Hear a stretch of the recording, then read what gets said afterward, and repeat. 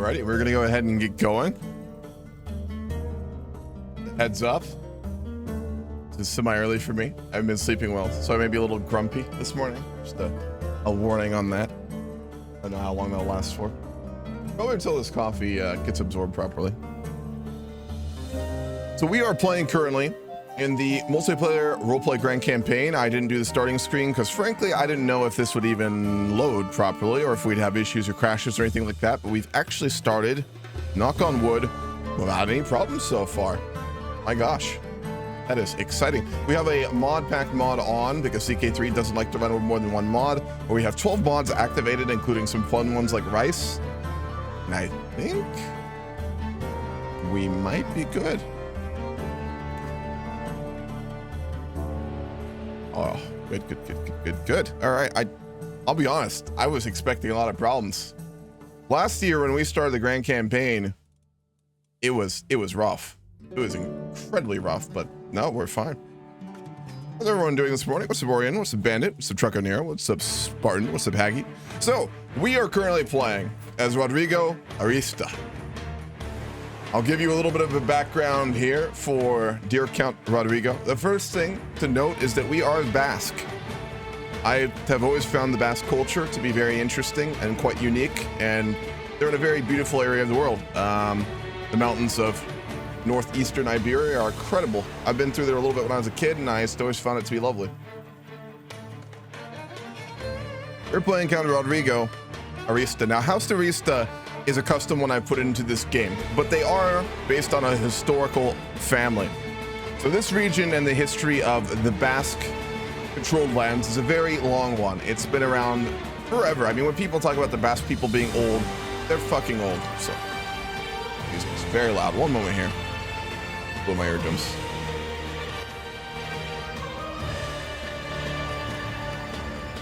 Also, I will say this one more time, just so this is obviously stated. I slept very little again last night, and I get very moody when I don't sleep well. So again, one more time, be warned. I don't know. So the history of the Basque region goes back thousands of years. They are one of the really early cultures. There's a lot of debate as to where they really came about, what groups they kind of merged with when they developed as a distinct cultural entity to a degree. Obviously all change, including the Basques. What is interesting, though, is that they have really established and maintained a unique tradition, culture, and language for a long time. I mean, they were even well documented during Roman times. There's a lot of Roman writers who talked about them and things like that quite famously. Oh my, okay. We are currently being attacked by King Sancho of Castile. We're off to a crazy start. I may have to wait a moment on this background story here. Let's go over Count Rodrigo in case we have to jump into things here, because multiplayer has no pausing. Count Rodrigo II comes from a line of House Arista. Arista was the last king of Basque-controlled Pamplona, which is the successor kingdom to Navarra. Navarra is technically a Basque kingdom at this time and would remain so for a while, though the current ruling dynasty, Jimena, is not Basque. They are absolutely not Basque. I don't know why it says this. This is not properly researched. But the parts that it controls, including Najira and then Navarre itself, are Basque cultural. So the people are Basque there. The current king is not. We are the descendants of, as I said, the last Basque kings of the Kingdom of Pamplona, which controlled southwestern France and Aquitaine, and then all this region as well. Basque country used to be very large, and there was a considerable kingdom there as well. Now, House Arista did rule for several generations. They were kind of proclaimed basically through struggle and vice. We were being sieged out. God damn it. But then it didn't last very long. They were pushed out later by the other Christian kings and kind of fell into just irrelevance in history and real life. In this timeline, Rodrigo is the great-great-great-great-grandson of the last king, distant relative. So he's not a direct heir.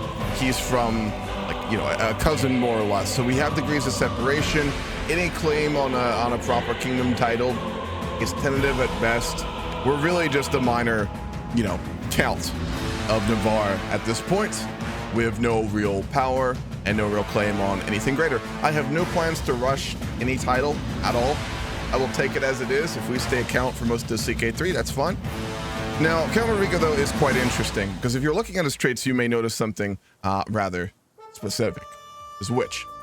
So, I'm going to follow Flinch Riapa, What is interesting is that during this time period, the Basques had their own religion. It is actually in CK3 as well. Unfortunately, not as much as I'm sure many would like is known about it.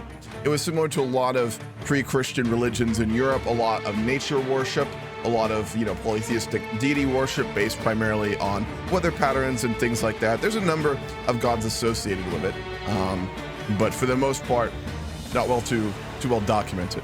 So what is interesting about our family is that the Aristas originally were one of the families that maintained the old tradition. So although they, much like us, are technically and are Christians, the Basque faith in the early days especially heavily hybridized their old religions and traditions with Christianity. You gotta remember, modern Christianity we think of as a very, what's the word? I don't know. It's a very monolithic entity, right? It's even after the schisms, the Orthodox schisms, and then obviously the Protestant Reformation movement, there is so much consistency in church doctrine. That wasn't a thing back in the day. In order to convert people, much like Islam, Christian faiths and Abrahamic faiths would incorporate lots of local traditions. The Basque region is especially noted for that, as well by missionaries, the church, as well as in cultural traditions. In the early days, even in these times, which is fairly hundreds of years after their conversion, right? A lot of the old traditions of the family are at play here. Now, our family is a little bit more intense in that regard, in that we do keep a lot of the old faith traditions, which are well past what would be considered hybridization, right? It's not just that we share some old traditions, it's that we explicitly worship gods in a polytheistic manner outside of the Christian doctrine, but including Christ. So Count Rodrigo is a Christian. He does worship Jesus. He does follow, the Holy Trinity, much like a good Christian, but he also worships some of the gods from the old Basque faith, making us, naturally, a heretic. So we're not the witch in the traditional sense of things. We don't have some big cauldron. We're not out here brewing all manner of, strange concoctions, perhaps a little bit of that. It's much more the case that we are part of a group which has chosen to take a much more extreme take on hybridization of religious beliefs. And obviously, given that, we would be very persecuted. So we are 13 Diplo, 5 Martial, 9 Stewardship, 20 Intrigue, 8 Learning. We are cynical, vengeful, stubborn, flamboyant trickster, a witch, and a poet. So forever interesting guy. I'll read chat really briefly, and then we are being sieged right now. Go Mazarabic, no balls. Maybe. We'll see how it goes. It's going to be a little different than that. How's a coat of arms look? Blue background, and then the white swirl. What's up, Papa Greco? Big Petrov, you actually live there? No fucking way, man. That's crazy. Huh. What are the chances of that? One sec, let me fix the music. Oh, I need more coffee. One night of no sleep is doable. 2 nights gets rough.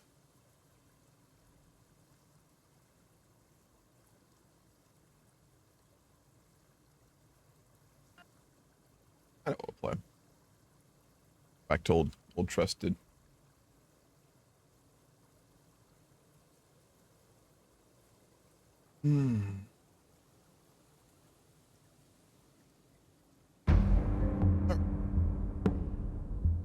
What's up, Finch? Global domination. You are in the wrong game, my friend. This is a roleplay grand campaign.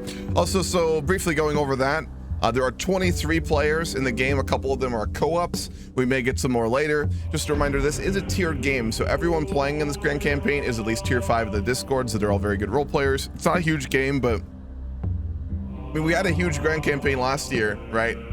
I mean, we had 50, 60 players in the grand campaign last year, and it was a train wreck. So I'm very happy with the quality over quantity thing. So just heads up on that.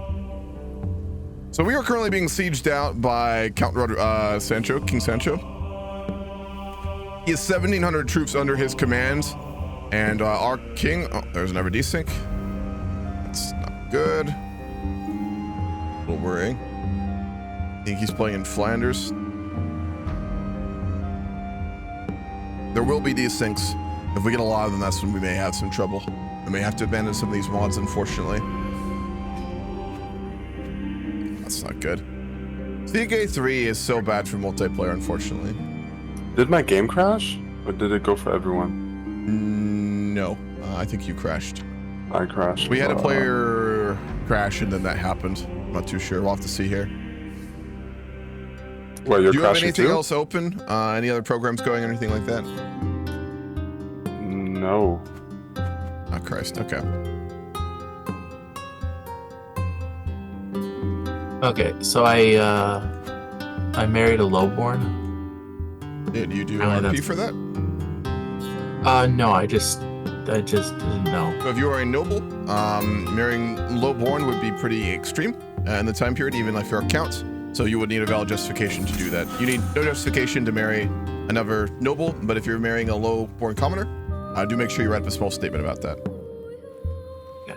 Whether it's true love or lust or whatever the hell you want, that's fine. Yeah. But yeah, that is very abnormal. Regarding your crash, the player who desynced actually didn't fall either. I am gonna try one Hotjo, so I want to see how that will work. 1 second. We're gonna go ahead and try and hot join worst cop. I want to see how that will go with our player count since it's very low. Okay.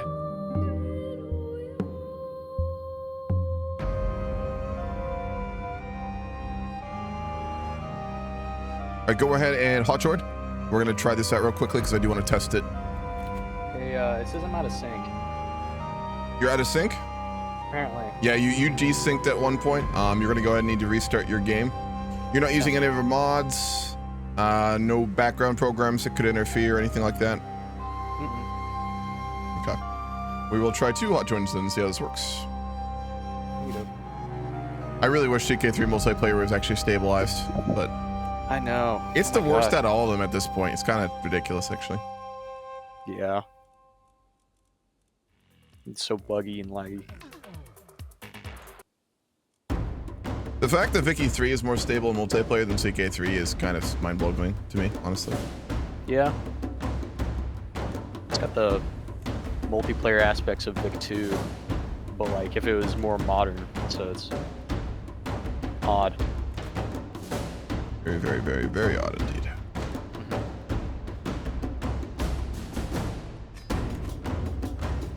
Alright, you guys in menu yet?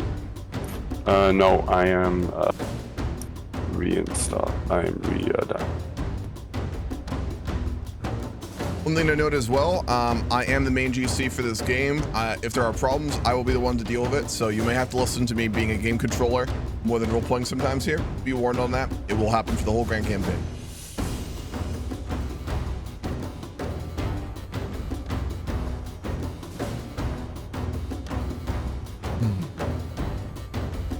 Alright, you guys can hop back to your VCs. There's no big deal on this. When you get in, go ahead and hot join. We'll let you hot join and go from there. If there's a crash, we may do a rehost, we may not. I just don't know how stable this mod pack we're playing with will be, so we kind of have to test this out and see. But if it does become isolated incidents of desyncs, we will probably make people wait to rejoin going forward. So just be warned. Alright. Alrighty. Thank you. Yep, absolutely. All right, so we are currently locked up in prison. A war was declared by King Sancho of Castile, who has incorporated Navarra. I was not expecting that to happen this quickly. He is a warmonger. He is a member of the House Jimena, and he just went straight for it. That is very abnormal. Hanso IV is still around. He does control Pamplona only, and we are now a vassal of King Sancho. We are in prison, but we have not been stripped of our titles. Given our character, he's a fairly diplomatic guy, but first and foremost, he is a very capable schemer. So we need to try and do our best to get into the good graces of King Sancho. Let's, we can't do that from prison. See if we can ransom ourselves. Yes, we can. Beautiful. It is multiplayer, so I'll agree, yes it is. There are 23 players. A couple of them have crashed or desynced so far. It is CK3, as I was just saying. CK3 is tremendously unstable for multiplayer at this time, unfortunately. So we may have some issues like this. I haven't had anyone join in yet. I told them to, I think they're still loading in the menu and trying to join. You do have in your settings on hot join, right? Yes, I think so. Okay. We're just waiting for them. They're probably just still loading in. Or rather, loading into main menu. Okay, that's fine. Is your mic very low? It might be. So I have you at 200%. Just a heads up in case anyone else as well. Is that any better? No, it is not.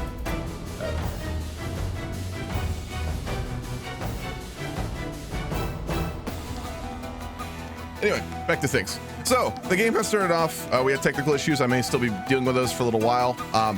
But so we were just ransomed in a war that we did not perpetrate. We were are a loyal vassal to Navarra, which is the successor kingdom of the kingdom of Pamplona. The Basques are no longer in power. So to us, I think that would be a big deal due to probably our traditions being not entirely stripped away, but certainly pushed out in favor of terms of Iberian cultures. We did just spend a little period there in prison, but we are out now as well, and we are now scheming at court in order. Am I muted? Okay. Scheming at court in order to get in the good favor of King Sancho. Obviously, a historical figure. King Sancho lost out in the really civil war. I don't know how to call it. Civil war, I guess. Conflict between him and his brothers. The others being, of course, Garcia and Alfonso. Alfonso being the other who really had a powerful claim. Sancho was a great warrior. He was probably expected to be the greatest heir out of all of them. He unfortunately was stabbed through the chest by an assassin and ended up being assassinated probably by his brother or by Infante Yurka, who's his sister, and was, to put it very lightly, a piece of work. These are all historical people. It is historically rumored that Yurka was having relations with her brother too.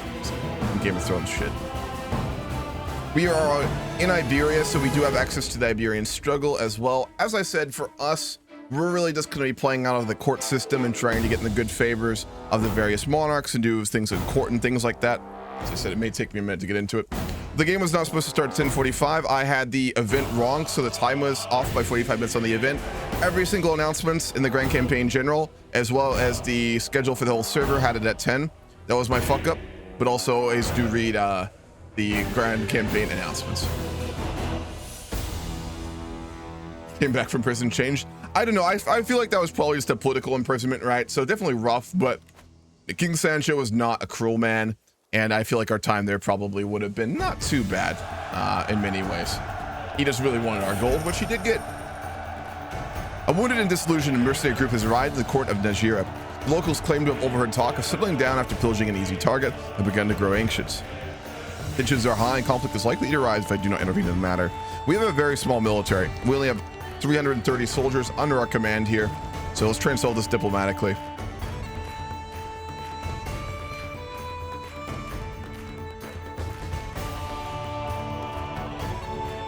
We'll try and speak with them. And they are not leaving. All right, so we do have a bunch of bandits currently in our county. Najir itself is not super valuable in any way. Look at our council too. Our own council is very simple, very minor, very incompetent. Our mayor is our chancellor. Let's get him to work on foreign affairs.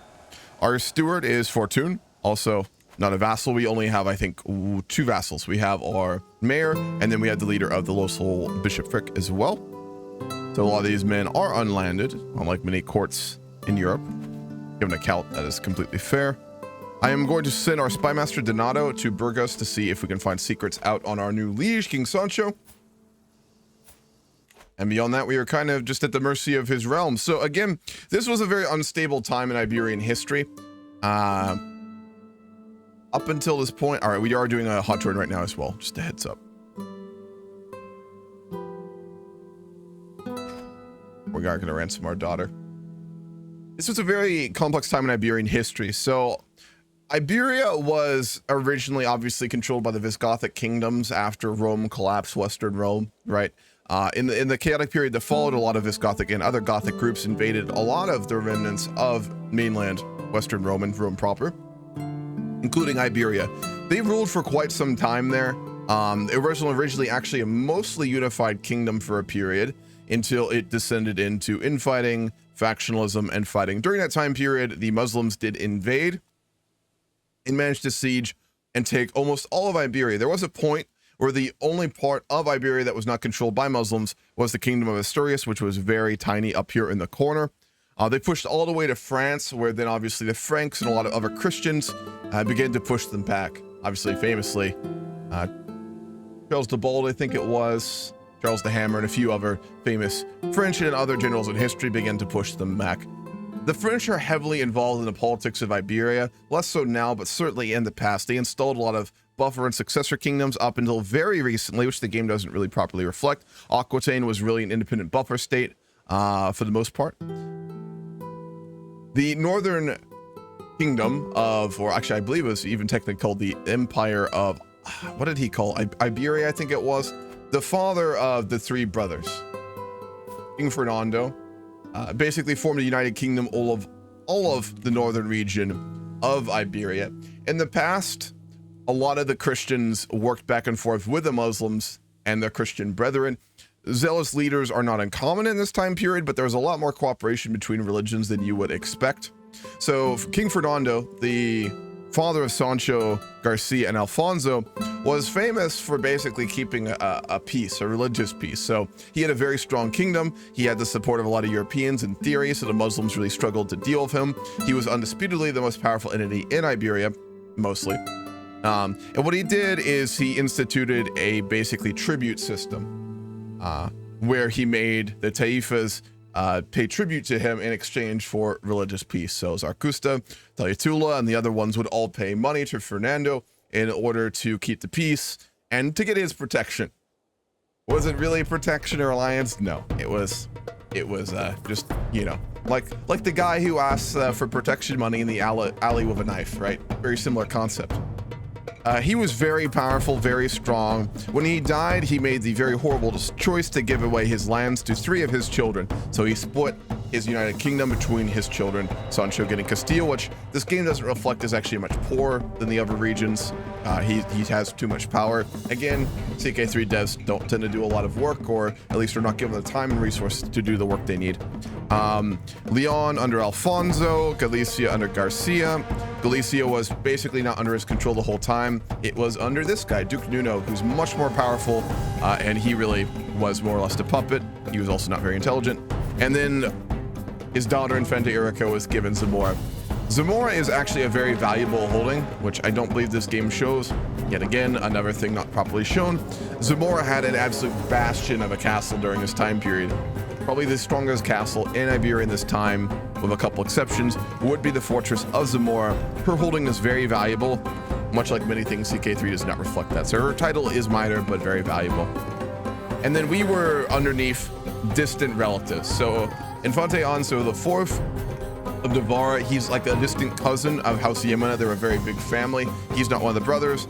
And then the House of Aragon is also a branch off of the Jimena family. Very influential, very powerful. All right, hot joins may have worked. That's very good to see. We're gonna go ahead and keep going then. Station our men-at-arms too.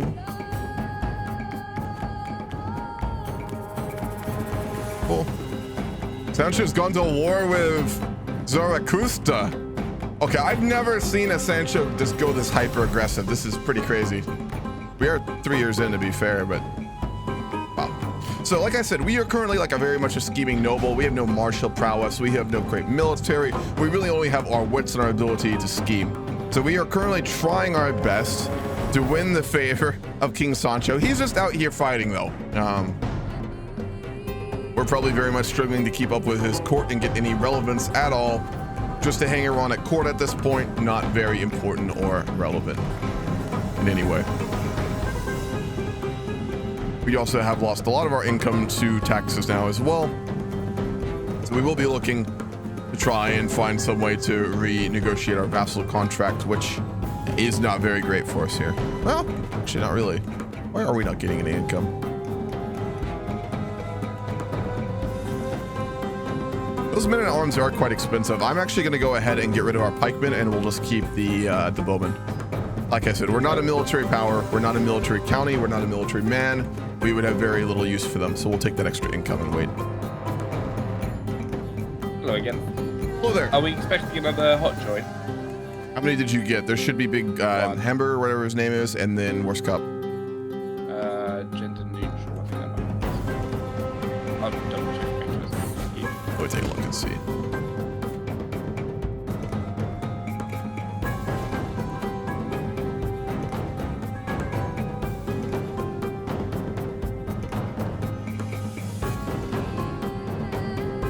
The worst cop is currently trying to join, currently. Do you see that? Left. Okay, never mind. There's one more hot joined. Barcelona was just very irrelevant at this point. They had some very powerful dukes there, but they weren't like one of the larger kingdoms.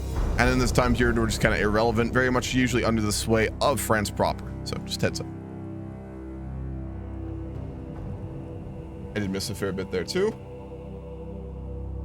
Prison CK3 and this area is more like House Arista, especially if you're a noble, absolutely.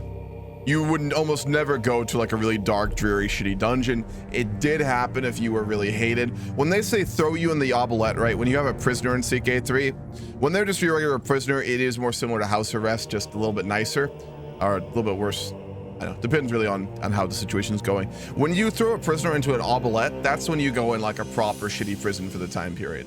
That's why your health goes down, you get penalties to everything, and you can die very easily because prisons, the regular prisons like that were absolutely brutal. And we can't actually afford a court tutor. What I really don't like about the court positions in CK3 is how they charge so much based on your titles. Always annoys me. Hello again. Yes. Query. Yep. Late joins. Are we going to make them wait for the rehost, or are they also allowed to hot join? Yeah, well, they will wait for the rehost. Okay, perfect. Thank you.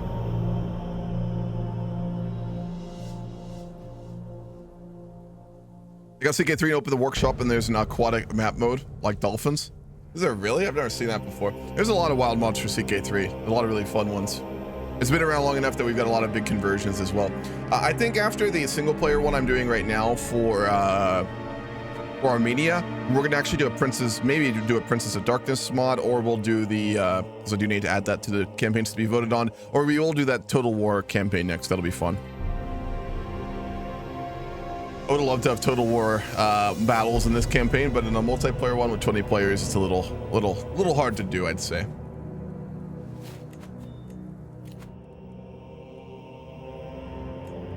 Alrighty. All right, so let's take a moment to think here again. I really need to work on getting in character. I'm struggling at that right now.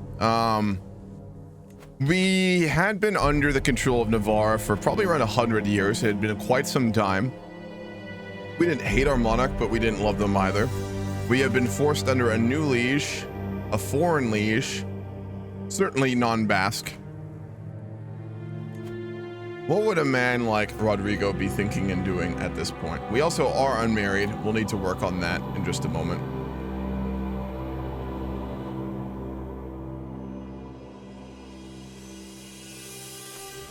Frankly, we'd be probably very opposed to his leadership and be very opposed to being directly ruled, but we know there's really no way to get out for it. Independence is kind of a non-starter and something we could probably not even begin to try and attain. He'd probably play the long game.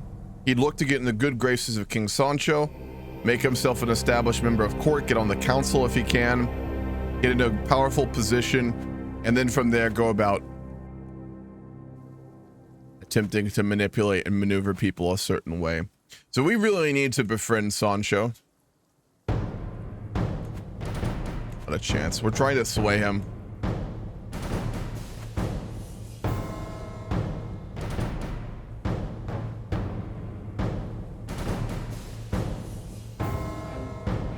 We're going to go ahead in that case join King Sancho's war.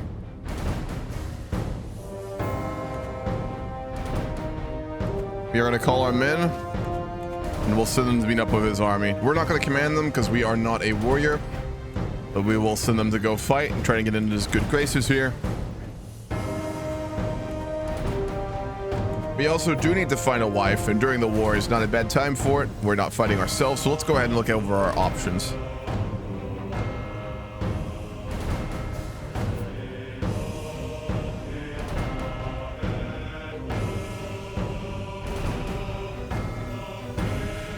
We could marry the sister of the old king of Navarre now that they're not very powerful. She had no children. She's 40 though. That's far too old.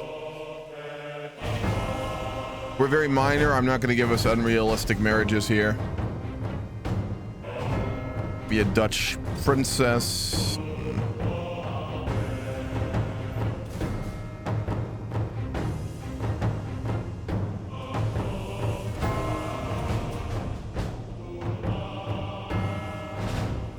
Looking for someone optimally from noble birth, but not high noble birth. Again, we are an irrelevant county, even with our name. He just probably wouldn't produce heirs, otherwise she'd be fantastic.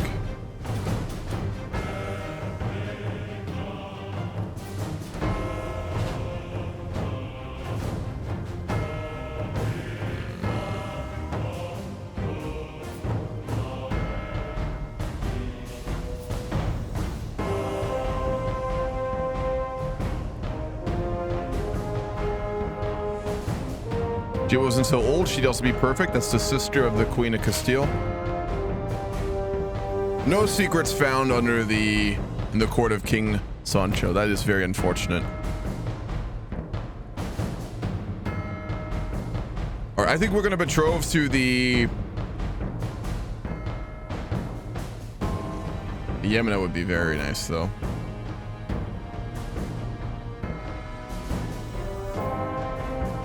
We need children, otherwise our house will die. I mean, we do have a daughter, to be fair. We're 26, we'd have to wait 10 years. Can't do that. This is rather inconvenient, actually.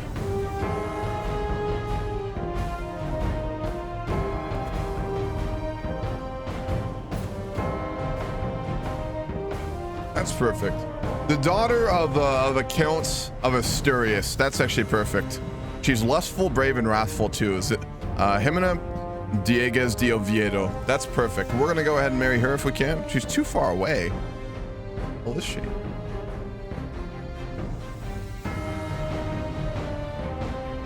We're up to the Isle of Man. Okay, well, she's too far away.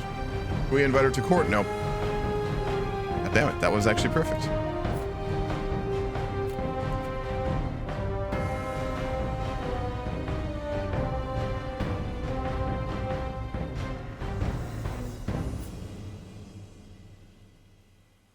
Not a very relevant family. Old.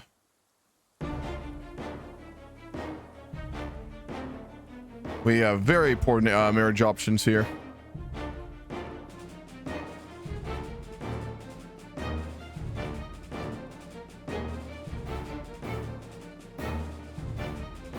Yeah.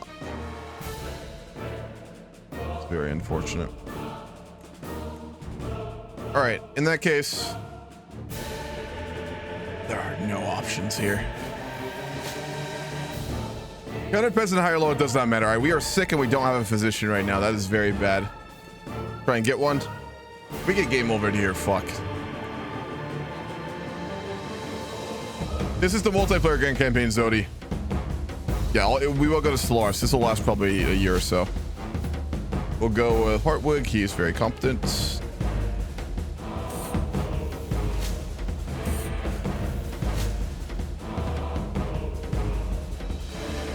There are really no good options. I don't think we'd be able to marry. Well,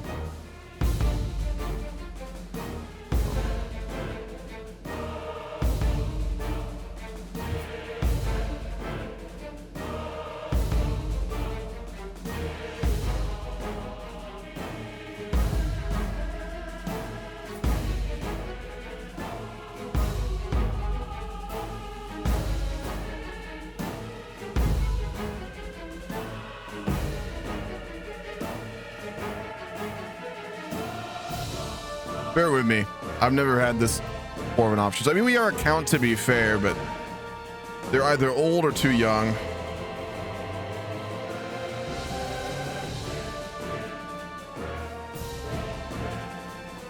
There's no way we could betroth to a princess of England who has a count. All right, we're gonna betroth to the a Dutch duke's daughter. We'll do that. We'll be able to marry her in 5 years. So it would allow us to get some foreign support from the lowlands, which, I mean, it was very common this time period for Iberian leaders to marry into the French. So the Dutch would be, I mean, they're culturally very similar to the French in this time period as well. So we will do that and wait for that to happen then. Hold on.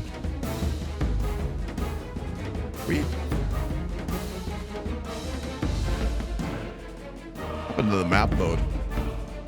It's so weird. Okay.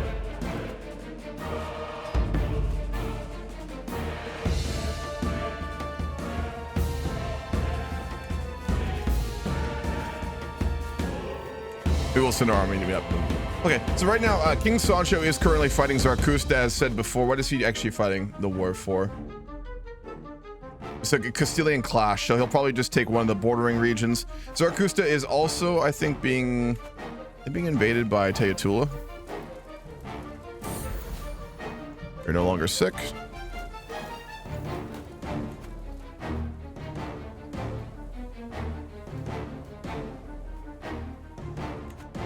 Hold on, Sancho's invading with Teotula. Sancho is working with a Muslim emir. Ooh, that we would not like. We may be a bit of a complicated man religiously, but we are partly Christian. We would not like that. We may have to start scheming against him. Yeah, he's working with the Muslims. Not uncommon during this time period, but historically, Sancho as a youth worked with Zaragoza a little bit. He notably led like 200 men, I think it was, in a battle with them. But Castile and his father Fernando were not friendly with Teotula. They were friendly with Zaragoza, and that's about it. So that is very strange. You'll listen to this Discord, the mods used for CK3? Yes. Could one of my mods grab it right now? If not, no worries. I'll look into it in a little bit. We have almost no soldiers right now. We'll attach if we can. We can't. I thought... No, we didn't even join the war. Thought I clicked the button for that. Oh. Alright, never mind. There we go.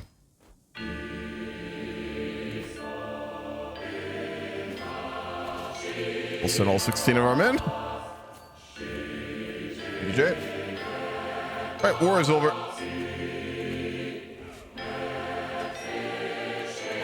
So Castile did take Zaragoza. That is actually huge. Zaragoza in this time period was probably the richest region of Iberia, one of the richer regions, probably even in the Mediterranean. It was an incredibly valuable trading city, very beautiful, very multicultural. It was the trading hub between the North, England, German, France, to the obviously Muslim North Africa, Iberia, and all the spices that came through there that didn't go over the Mediterranean. It was incredibly valuable. So him taking that is big. Very, very big.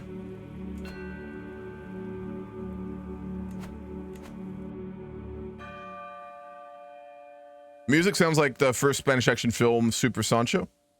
I have never seen that tingle. What's up, man? How are you doing? Who's the songers play at the moment? I actually don't know. Probably one of the Eastern players. We can go look at them in a minute. I'm still desperately trying to focus and get into character here. I'll be honest, guys, and I want to point this out as well. When I start grand campaigns, I usually struggle to get like into like a character. It takes me a little bit, so be warned on that too. Especially since I'm doing another one right now. I actually did not expect to still be going my Evergrande campaign while doing the multiplayer one, so that's thrown me a little bit too. Fernando approaches me blushing. My lord, I have heard that you are studying the Iberian vulgar language. We're currently speaking a different language than our liege Sancho, and we're trying to learn it. My father was a merchant, and he could learn any language in no time at all. His secrets are in his manual. I have no use for it as I cannot read.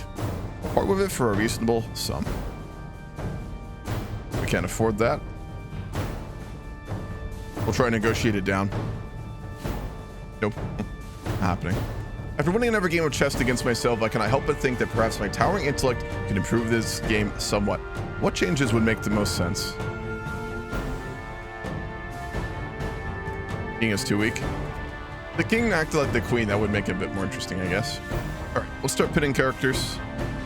King Sancho, our old liege, Infante Anso. The Count of Zaragoza, the Emir Yahya of Teotula, Alfonso, Urica. Those are the big ones for now. As I said, we are betrothed, so therefore we are unmarried at this time. We will marry in several years. Please accept this humble gift. Our mayor just sent us 100 gold. That is rather unexpected. Let's see, he's brave, generous, lazy, and a hunter. He's also our designated regent, since we don't have a wife. We'll try to get to know him better after what we're currently doing. We do need to learn that language. So we currently speak RUI mod didn't get put in. Thought I put that on the list. You see languages with this screen. I've gotten very used to using RUI.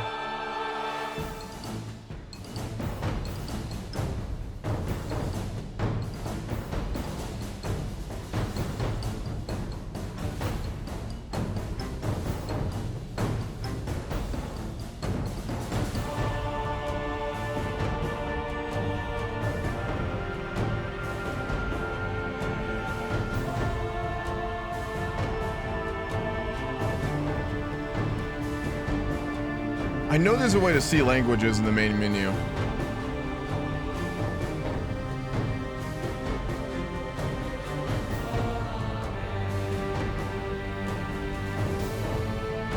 Oh, it's so hard to not use the RUI mod now. So much better. All right.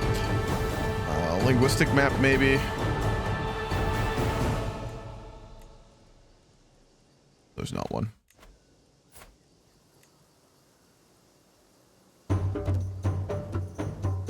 Okay, this is pissing me off. Does anyone know how to see languages in CK3 in the base version without any UI changes?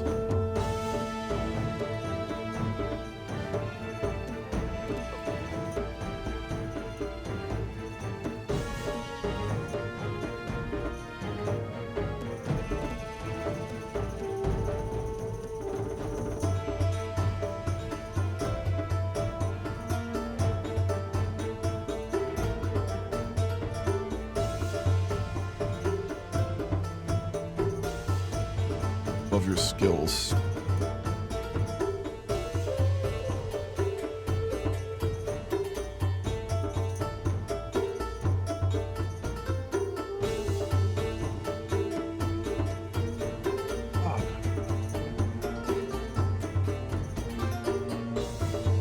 Under culture? The Basque language. Oh my god, that's ridiculous. But the problem with playing with CK3 mods and a lot of them is it's so hard to go back to. Yes. We do have 12 mods on. We've got some good ones like Rice and stuff like that, but it's a little rough.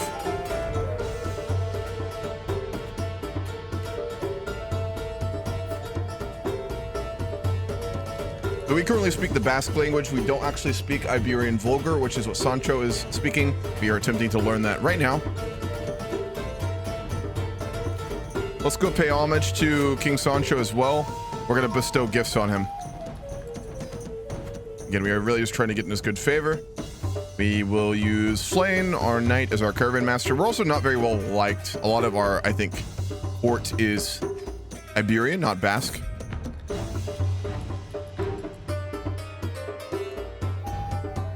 What's up, cheese? Going quite well. I need to get more coffee. I'm fucking tired. Dude, I slept, I don't know what it is last couple days. Like, I slept 2 hours last night. Not last night, the night before. And then last night I slept for 3.5 hours. Fucking hell. Service ushered me into King Sancho's great hall in Burgos, where he sits on his throne waiting to hear my pledge. I kneel at the feet of my lord and pledge the many oaths of homage as his scribes record the event. Sancho bids me to rise and confirms his satisfaction along with rights to the land I rule in his stead. Beautiful. Given we were in his prison briefly, and he's recently conquered us, we need to do, a man like us would know, we need to do everything we can. He's going to war with Yaya! Sancho, Jesus!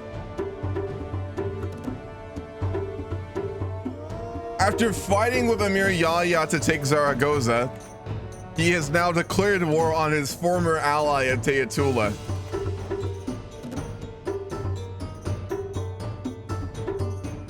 Historically accurate King Sancho, to be fair. In real life, Sancho was very aggressive and warlike. So this is not inaccurate, to be fair. We are getting a dangerous amount of desyncs right now. Fucking hell, dude. I really wish they'd fix CK3 multiplayer, or at least stabilize it a little bit. It does get very tiring. I lost a lot of my interest in CK3 multiplayer due to multiplayer issues, sadly. It's tolerable. You can deal with it. It's just a bit rough. I've noticed that Hardwick avoids me more than usual. He always sits at the opposite side of the table whenever we're invited to a feast, and consistently refuses my company while camping. He may not have the best relationships, but this attitude is starting to tire me.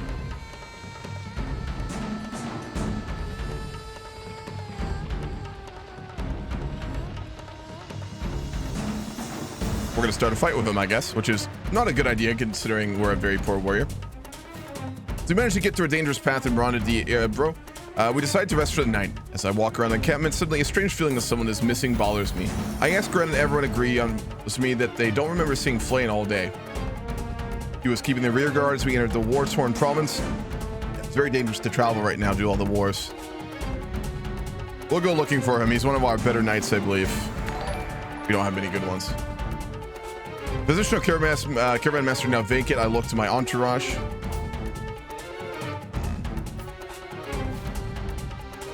We'll go Valigo di Lugo. He is a dwarf and he is a capable, experienced traveler. And we never found Flane again. Oh man. Do we have any control? No. Yeah, we got sieged out. Our region got sacked by King Sancho. We might get sacked again by the Taifa of Teotula too. Oh boy. We would really not like this king.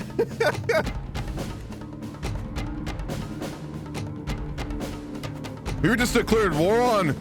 Our old liege that's declared war on us to take our lands. Oh, we have no men either. Let's retreat to the mountains. Oh boy. All right, this is bad. We need to betroth our daughter to get an alliance with someone here. Our old liege is trying to conquer our lands, folks. Just heads up.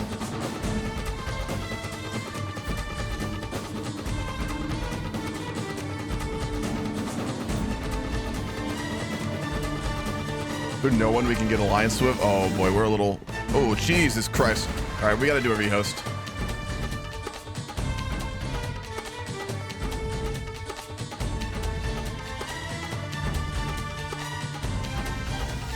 All right, we're gonna go ahead and do a rehost then. Yeah. Oh, I really wish that they would put more work in stabilizing multiplayer. It is getting quite bad recently. Yeah. It is abysmal at times. Worst case scenario, we could always run CK2. Yeah, true. It is always there. Man, I miss CK2. That was a gem. CK2 is an amazing game.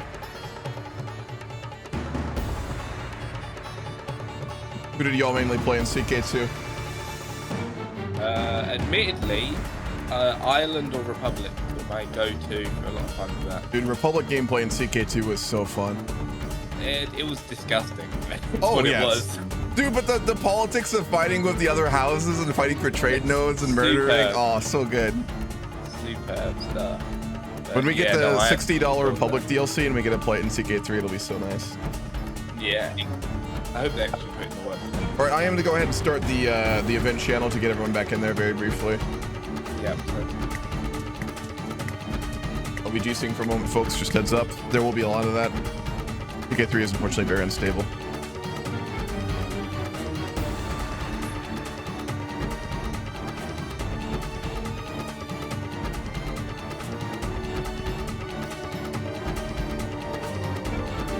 All right, folks, I'm moving everyone in really quickly. I want to say a few things here. Move everyone into the channel. If you got here late and are waiting to join, I do apologize. I did set the event 45 minutes late. Please do always check announcements. That was my bad, though. I do apologize for that. They will be right going forward.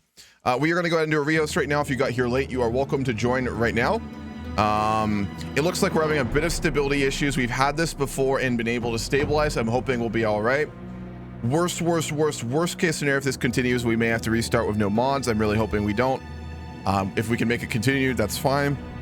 Everyone, please exit to desktop. Do not go to main menu and rejoin this game. Exit to desktop. If you don't do that, you will desync. If you desync, everyone else may desync as well. We are going to do our best to try and stabilize things here. It does appear hot joins kind of work, but I think a lot of the instability we just had was due to that. So I will probably just get very harsh here and say if you desync in an isolated incident, you'll have to wait to rejoin just for stability's sake. I don't know how CK3 multiplayer has gotten more unstable since launch, if that's possible, which it is. So we will have to be a little tight on those sorts of things.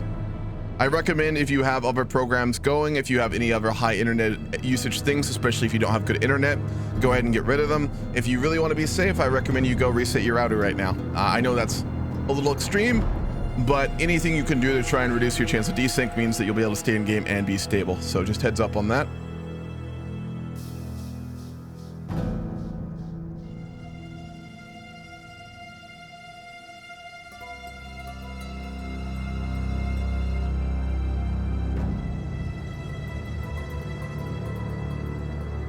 Regarding running no mods, even no mods does have major desync issues in CK3 right now, everyone. Just heads up on that too. Be warned. I think it was tours and tournaments in part has caused a lot of big issues with desyncs again. I'm sure that is an absolute bitch to try and code to be stable, but we will have to suffer for it here. We have a question. What is up, Green? I just want to say that tours and tournaments is probably what's causing the problem. It's just because how it handles like traveling events and how it can like pause events if people aren't like reacting. So it's very desync prone. It is quite rough. Mannix, when we get back in game, would you mind running on speed 1 for a little while longer? Yeah, sure thing. How do you want to, like, a month or? Yeah, I'd say a month days? or so. Yeah. I mean, worst case scenario, we could run CK3 on speed 1, but my god, the mega campaign would be well over a year if we do that. That would be pain. That would be pain. So let's hope speed 2 at least works here. So no more hot joins, right? Nope. I'm clamping down on that. It does technically work, but we've had this before. Where the desyncs that comes from that will kill everyone else, which we just saw. So yeah. I need everyone currently in the audience of the stage channel to pray to whatever you hold holy to stabilize the CK3 game. Sacrifice the goat in order to. Sure. Yeah, absolutely. Ritual sacrifice works. It's fine. Yeah.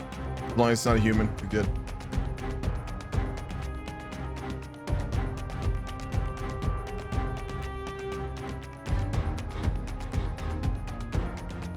Hope everyone's game is going good to start off with.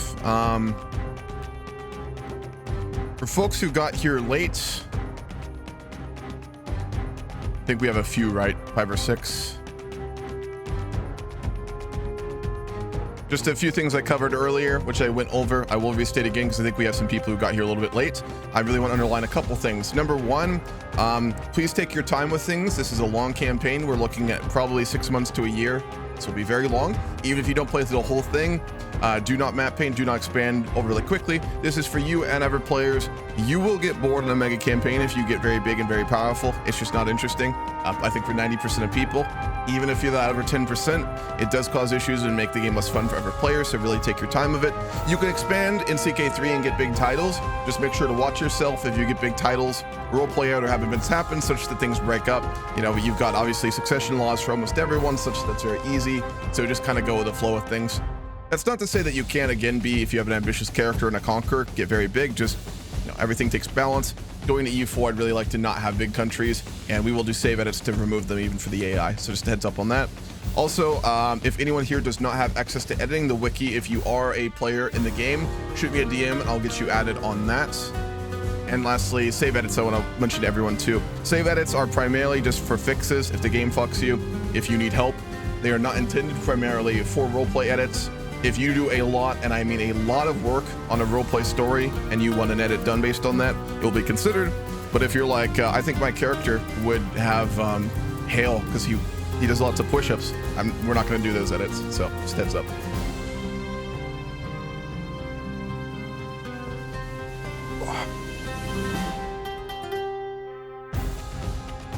Also, one thing to note as well, I did see that obviously the Duke of Normandy, Green, you did win the war in England. I want to take a moment to call out something else as well. Now, if you looked at the wiki, and I hope you did for your sign up, you saw the regional map, right, where we have these different regions, which we will be updating. The regions are there for two reasons. One, they're there so when we do signups and we add new players, we can kind of balance the player count to not make things too crowded, but not also make things not, you know, too empty. So you have actually partners to roleplay with. It's also there to stop hyper expansion and that we dissuade you from really expanding outside your region, though you can. Given that England has been taken by the Duke of Normandy, Normandy will be added into that region to be included in Britain. So Britain will now include the region of Normandy too. We will change those regions based on the events that happen in these games. Just generally speaking, don't go out of your way to do it. Try and focus more on your region. If things happen for very good reasons, like, you know, the English Civil War, we will change those though. So just a note on that as well.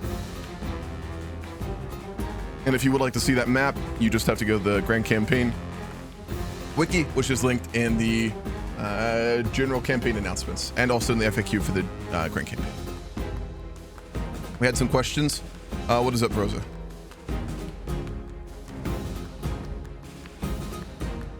So I got here late, so I wasn't at the start, and now my dude is dead. So who do I play now? So same title, same character. So that would just lead me to being the king of Sweden. Yes, that's completely fine. So we don't limit titles for anyone. You can even be an emperor if you like in that context, right? So you're totally fine on that. So now I would be playing the king of Sweden, correct? Yes, you will be playing King Eric Stenkilson. All right, thank you. Mm-hmm. That's all. So what can I do for you? What is our thing that we do for unexpected title transfers? Would we be best to work that out between the people who are related to it? Can you provide some context? Yeah, I think one of my vassals died with an heir. Mm-hmm. and his two counties ended up going to Northumbria. So that you can negotiate, right? I mean, like inheritance outside the realm is a thing. You'll need to negotiate with Northumbria and properly, obviously, with England, both of which are players. So they'll need to be role played. Given that that's an inheritance thing, yeah, that'll be role played out, right? So I assumed that would be the case. I just wanted to make sure. Yeah. All right, thank you. As always, one big thing to underline too, especially for the players who missed the start. Remember, guys, these are cooperative campaigns, not competitive ones. You are not going to be protected from being screwed over, but don't go out of your way to obviously ruin a player's game, ruin their narrative. If you do plan to go and do aggressive action against them, shoot them an out of roleplay DM and just be like, hey, just wanted to talk to you. Like, if you're going to do something for good reasons, that player should not be able to go, I don't want you to do this. This is bullshit, right? If you have issues like that, DM me or another GC. But, you know, just be cooperative, talk things over. Got a long ways to go. We're here to have fun. Make sure to, you know, be cooperative and enjoy everyone else here too. Were there any other questions from any of the other players? Anyone who got here late, anything like that?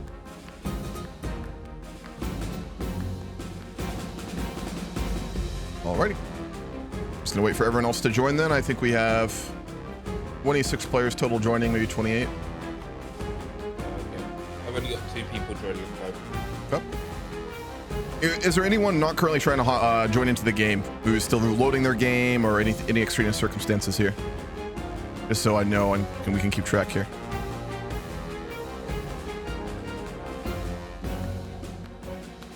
Alrighty. What do I do for you, Scythe? Oh no, I was just raising my hand to indicate that I'm still loading. Oh, okay, gotcha. Sounds good. Oh, same thing with me, man. Okay. You can't No talk. worries. So I'm really hoping that CK3 does stabilize out here a little bit. I have noticed in many of our campaigns in the past for CK3, even with mods and without them, the start tends to be very unstable, and then things will stabilize a little bit later. There will be desyncs, so I really want to make sure everyone is aware of this. There's a good chance at least once in CK3 you will desync out and have to wait a couple hours to rejoin. You won't be in control of your character. In situations like that, I am willing to do fixes, and that's what edits are there for. I can't bring characters back to life, obviously. But if you do need some help because the AI fucked you over, your dynasty got fucked, things like that, that's where edits are, and we can help you out in that way. So if you do get kicked out due to a desync or something, and you need to be saved in some way or helped, that we can do for you, and that's why save edits are there. So make sure to remember that. Don't just, you know, get frustrated. We'll do everything we can to try and make it a little bit more tolerable. What's up on that? Also, for anyone who is currently in couple ground rules for Secret 3, I don't think these got stated. This is very big. When we are loading in like this, when you get into the game, don't start doing things. Even if you are in and other people are hot joining and joining into the game, if you start, you know, raising levies, doing court events, interacting with other players, starting schemes, doing anything, you have a chance to desync yourself and the game. So whenever we have these hot join periods, either hot joins or loading into the game, don't press any buttons till we start. And optimally, when we unpause, try and click no buttons for like a week. I know it sucks, I know it's inconvenient, but with CK3 especially, we have to treat it like, you know, like a crazy family member, right? It's very, very soft touch.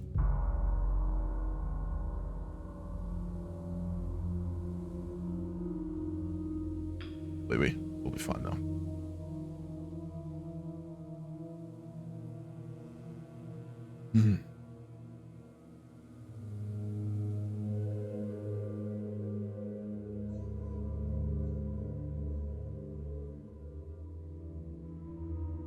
Since we do have a bit of time here as well, I will speak on one other thing too. This should go without saying, but I do want to underline this now for anyone who will be playing into EU4. And I want to drill this into people's minds because I think for any of us who have played EU4 in these games or Grand Campaign, we're used to it. Guys, do not do a colonial rush when we get into EU4. That's one thing I want to underline. If you want to start laying the groundwork for exploration, those sorts of ideas, that's fine even in CK3. For example, I think Rice actually does have like an event for the colonization of Greenland. You're welcome to pursue those. But I wanted to set everyone's expectations now, especially so you don't start building up the narratives to just rush. I would like for us to see in the Grand Campaign a bit of a more realistic colonial campaign. So I'd like everyone to have that in their back of the mind too. I think the more of these things that get spoken now, the better. How are we doing on players? 26. I think we're waiting for one more. 2 more are currently joining. Okay, 28 then.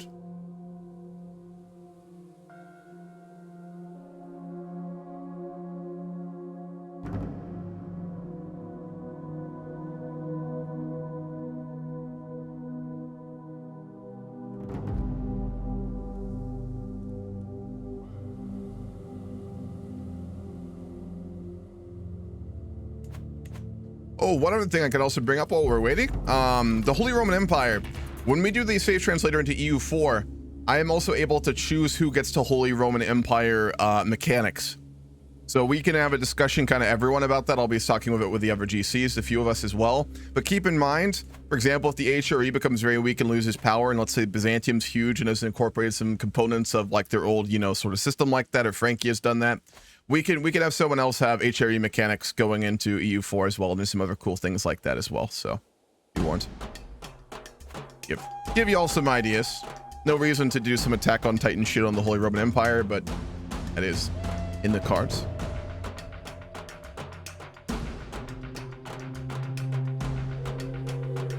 Oh, and I did get a question earlier as well from another player, and I will call this out too. If you are a noble, which you are because you have land, you need to have a very good justification for marrying a low-born girl. Obviously, if I see anyone marrying like low-borns with good traits, you're going to be in some serious trouble. We're going to have a long talk after the game, generally speaking. If it's a low-born girl who's pretty or beautiful, that is actually justifiable. Nobles do like pretty women, even if they're common-born. But you'll need to write a statement for that. I won't be too heavy with like demanding RP statements. Again, everyone here is tier 5. There should be a lot of trust of everyone. This is a tiered campaign, right? But for everyone else, if you're marrying a lowborn, you need to write a roleplay statement. Most people should be marrying other nobles. That is very common. Marrying outside of nobility, even as a counter something, is very uncommon for almost every culture in the game. You may have an exception to your culture, probably not. So be warned on that. Hey, if anyone's already done that, you're good. You're fine. For everyone else, going forward, very much in effect. Okay, I've got everyone loaded in now, I think. Okay. I've got 25 players. Is anyone, like, not... Anyone still joining or waiting to join, please raise your hand right now or hold your peace. Okay. We're gonna get going. Everyone, please do not press any buttons for the first week when we unpause. Any issues, as always, come to me and speak about it. Yeah, pretty important. Also, if you get events like from tours and tournaments, like the tours and tournaments events where you go to events, please Try and click through those as quickly as possible. They will cause a lot of desyncs for you and everyone else, so be warned on that too. Everyone have a fun time. Any issues, come speak with me. Everyone pray to whatever they hold holy that we get a stable game here. Alright, pressing start now.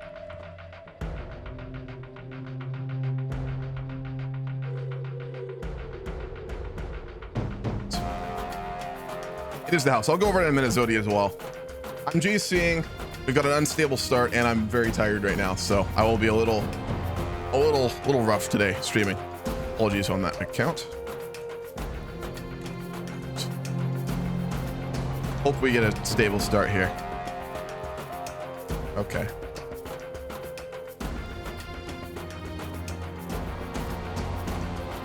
We may have to restart with no mods. This is what we did last year too. I'm gonna get the GCs real quick. All right, for any GCs playing the game, can you hop down with me to meet up one real quick? We need to have a quick talk about how we're gonna go forward here. Yep. Alrighty. I'm gonna really change my volume so I can hear you, but here in the next 1 second. All right. Did we actually have any of our GCs show up today? We lost a lot of them, unfortunately.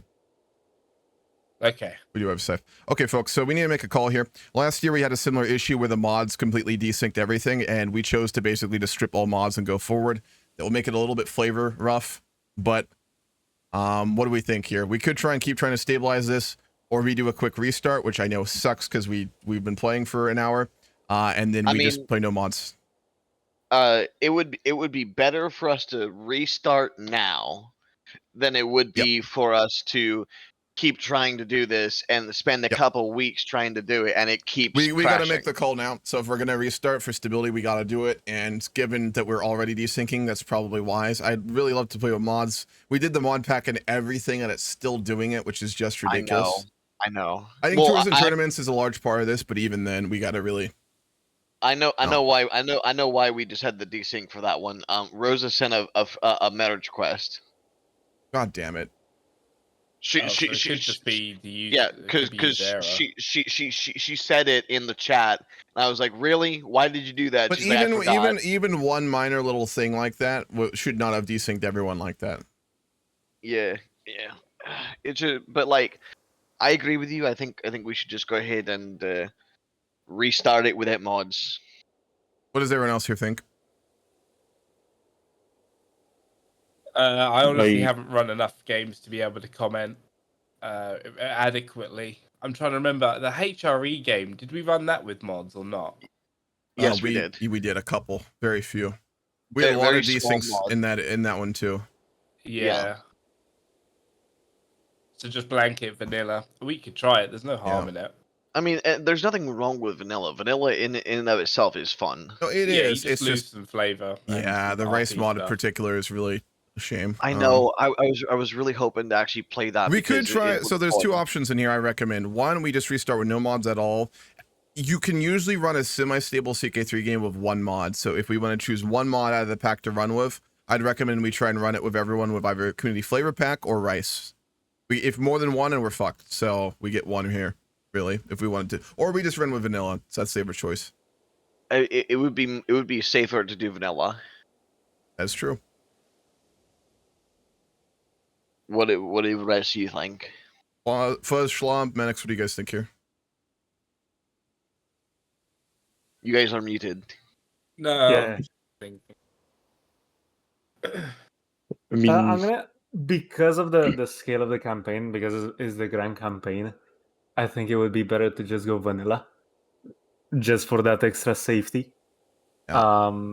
Yeah, that's what I'm thinking at this point as well. It sucks because mods are cool and whatnot, but do we want to have a campaign or do we want to desync all the time? Yeah, the same conclusion we came to last year, and we did this as well. And I will say, as soon as we played with vanilla last year, we were stable pretty much for the rest of CK3. So yeah, there you go. Yeah, I assume that would be us. the case. God damn it. Okay, we've got a call. Schlob, you all right with that too? Yep. Okay, I'm gonna go back in there. We're gonna announce a restart. We're gonna be playing with vanilla. For the players who got here late, they can actually load their characters too, and we'll go from there. So this sucks, but Sounds good. Is But how it hey, is. Okay, full restart. Yeah. we've dealt with this now on the first session, so it's not. Yeah, something now's the that we time. have to The worry about first later. session, I actually figured there'd be a lot of issues, and that happened now. So beautiful. Yeah. Get them out of the way now. Okay, let's go back in. All right, folks. Bad news. We are obviously having huge desyncs. They are even very bad. We, just to give you a bit of background here, we literally made, or I apologize, not we. Casper made a mod pack mod for us, which is where you put a bunch of mods into one to try to make it playable. CK3 is awful for multiplayer and has really, at least, no noticeable attempts to try and make it more stable. We did the one option that you really have for a lot of mods like this, which is to make a mod pack mod. Last year, we had the same issue. We tried to play with multiple mods. It was unstable. We had the same issue, and we made the call we're about to make, which, as much as it sucks, we're going to be restarting with vanilla, no mods on. We need a stable campaign, because this is a grand campaign. We will be able to play with plenty of mods in EU4 and in Vic and Hoy, but for CK3, it's the roughest in terms of multiplayer stability. So we are going to make this call, which we're only an hour in. I apologize for everyone who's already been playing and role-playing, but we got to get this stable. So everyone, please go ahead and exit out of your CK3 and relaunch in vanilla. And we're going to go ahead and restart. For anyone who got here late, you also will be able to load in a custom character if you'd like to do that, if you put an application for it. So apologies to everyone for dealing with this. First session in the grand campaign, especially CK3, is fucking rough. I hope one day we do get some attempts to stabilize CK3 from Paradox, but until then, it will be rough. Questions? How much of the RP we've previously done do we have to remove? So if you'd like to maintain the RP that you've already done with other players or by yourself, you can do whatever you'd like. But for big events, you'll have to play it out. So for example, as a Duke of Normandy, you will have to fight that war again, which I know sucks, but is how it is. Minor RP and unrelated RP with players or anything else, you're welcome to keep that narrative if you'd like. Any roleplay statements, you're welcome to keep those if you'd like. But mechanically, we will have to rerun everything. So it is better to do this now rather than a week when this mod pack becomes unplayable and we have to do a full restart. So I know it sucks, but it could be much worse. So just a reminder, no mods at all.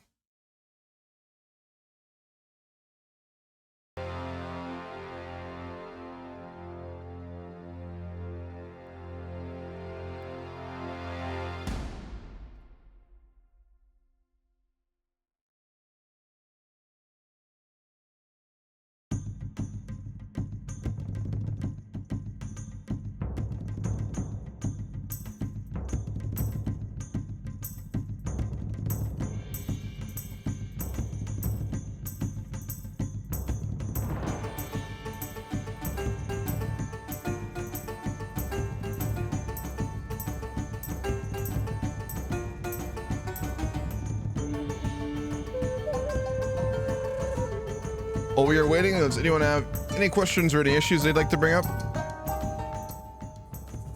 No need for it, but just in case.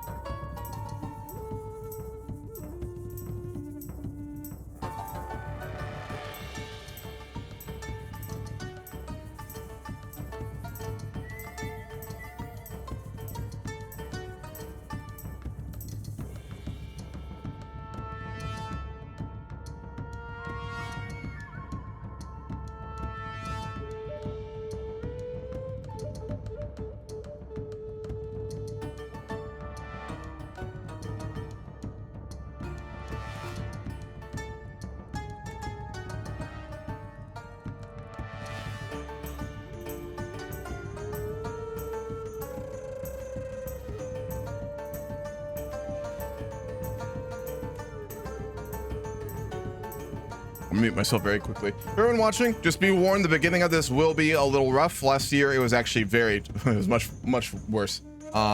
First session may be very rocky today. Multiplayer in CK3, as I've been bitching about for the last hour, is quite rough. So be warned, we may have more technical issues. It will be worth it. The patience will be worth it, but it's very inconvenient.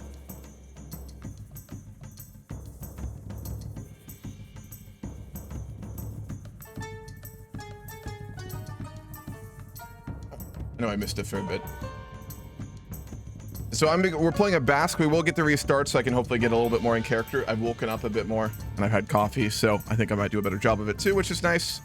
Maybe we won't get... I'm easily bum rushed here by King Sancho. The type of restart, I promise you, you'll lose 2 to 4 players within 1 to 4 hours and probably never 2 next week. Could be. That's fine. We will get fall off in the grand campaign. That's fine. Even if it's only a dozen players playing forward, that's fine. We'll also get joins in every other game. There's actually a lot of players planning to join in EU4, and there's a lot of players planning to join in Vic 3. So just heads up on that. Ironically, I think CK3 has the least amount of popularity. Not because I think many people don't like the game, but because, again, many people know it's unstable like this, which it is.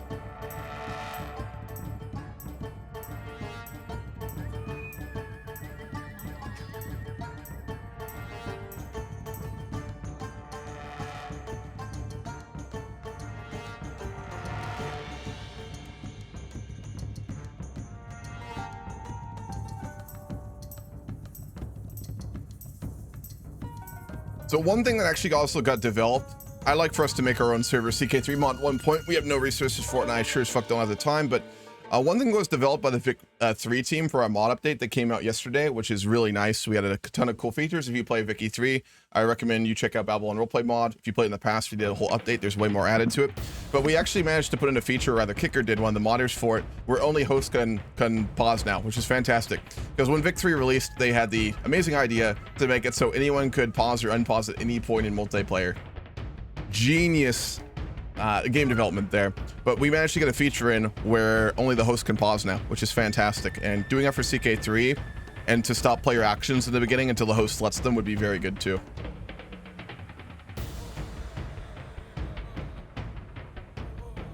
Curious to see if there's muted, right? Yeah. There's a point where you consider reviving old Basque religion. Definitely in the cards about this. I'm not gonna like force anything in roleplay, but it'd be lovely. Let me load my character in real quick. Rodrigo. Yeah. Also fair, it also helps that big streamers being a part of it. And right now, a few big streamers are CK3 alone streamers, whereas Hoi4 and U4 have a huge streamer base, getting many people to play into the game. CK3 isn't so lucky. Yeah, I mean, a lot of people, especially Paradox streamers, really like CK2. They won't play it, but they'll bitch about CK3 for good reason. It also, I think, just appeals to more of a roleplay crowd, and that's much rougher to make content out of, right? As someone who makes YouTube content and streams, violent gameplay and things like EU4 and Hoi4 do 100 times better every time, right? It's much more difficult to get people interested in things like roleplay, which you really have to do in CK3. Map painting in CK3 doesn't appeal to anyone, especially not people on YouTube or on Twitch. So it's much, I think, rougher for that reason. My biggest growth as a streamer and a YouTuber was when I just did war all the time in Hoi4, and I could have a very big YouTube channel and Twitch channel if I keep doing that, because it appeals, right? It's much quicker, it's much more fast-paced, there's a much larger audience already existing for it. So for that reason, I think it'll be a long time before CK3 actually has a lot of that, if ever. All right, Arista, Christian, Iberian, Basque, Rodrigo, Arista. We're good.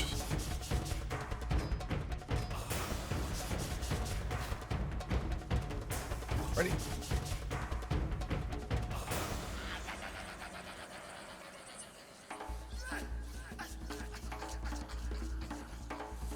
Yeah, I mean, that's why you should like already have all your DNA and stuff copied out and ready to go for everyone.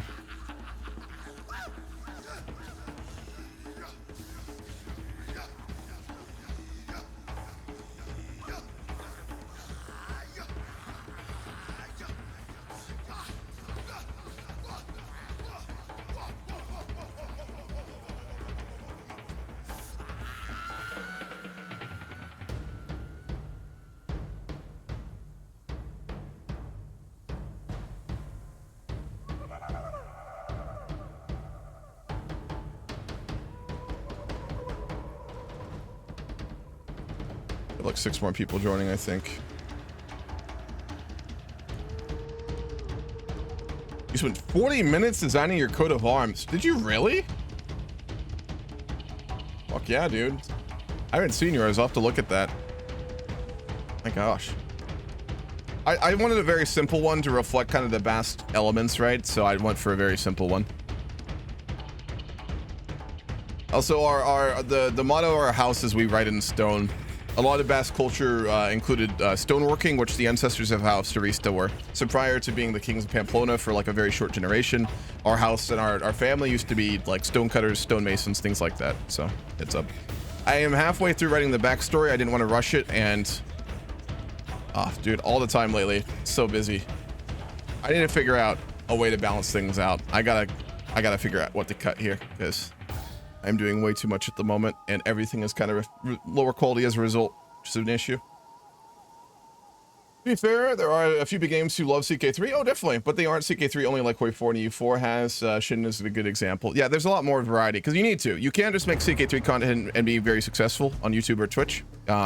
There's some minorly popular ones who only do it, like Stray King. I think he's got more popular recently now, which is great because he does good RP content. But the guys who just play CK3, they don't get very big. Like I said, CK3 doesn't have a very big viewer audience, and it doesn't get pushed on YouTube as much as, say, Hoi 4 does. When, at least in my experience and what I've seen from other YouTubers and stuff like that, when you make, for example, like a Hoi 4 20-minute well-edited video where like you do some like monologuing for 5 minutes and you just like basically go to war the rest of the time, those videos get very pushed by YouTube because they're very active. There's a lot going on. Okay, I think I've got everyone loaded in. If you haven't loaded in, could you please raise your hand? There's 27 in audience. How many do we have? 23. That does not look right. Unless there's some observers who didn't join.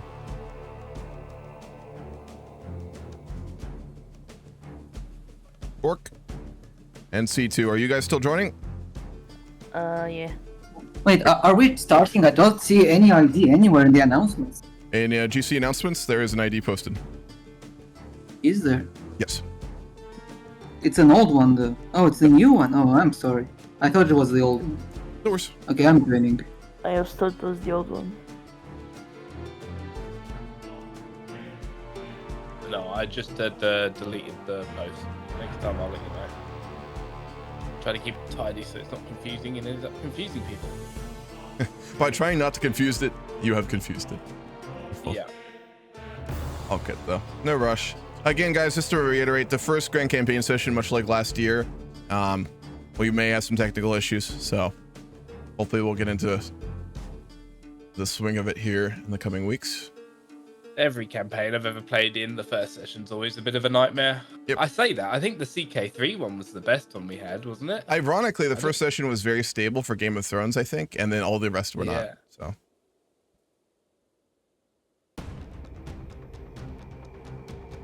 Paradox gods giveth, and paradox gods taketh away. That was hard to say. My assumption for Paradox is that like their multiplayer compatibility team is just like someone they've gotten to work out of, like, you know, Calcutta or something, who occasionally works like twice a week. Yeah. I know I'm sure very difficult to code these games to be stable for multiplayer, but they also, from what we've seen, I think don't put a lot of effort into that. It's odd. I think if they do any testing, it's all LAN parties, so they don't actually do like any over internet. Yeah. Like people in the United States versus people in Europe and people in Africa or Asia. Yes, definitely. It's unfortunate. You know what would be the really cool thing to do is if Paradox actually put up dedicated hosts, but there's no way. There's no way they'd pay server costs when they don't have to. Or give us the option to. That's one thing we've actually discussed before for the server, is if we ever find a way to actually pay for it. We have discussed doing like dedicated hosts for the games and stuff with like really good hosters, third party. But yeah, one day maybe. It's expensive and hard to set up. I'm the problem here. No, your internet's fine, man. These games are just rough for multiplayer. Yeah, they truly are. Okay, 25 people. Is there anyone else left to join? Did we get Gork and C2 in? Because they were the ones still joining. I see Gork and someone C2 called is still Denaro. joining. He didn't see the ID. We'll wait a little bit longer. Guys, do try and be quick on these rehosts and things like this. Keep an eye on announcements. Like, I will be very lenient for the first 2 sessions or so on these sorts of things, but I will get very cutthroat after in terms of rejoining.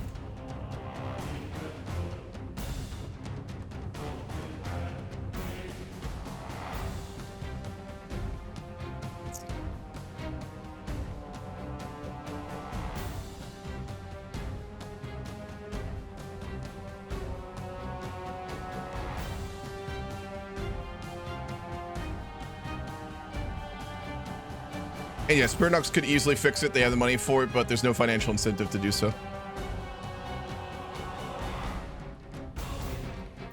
There's no obvious short-term financial incentive. Long-term, they'd build their player base, but high cost, probably not worth it for them.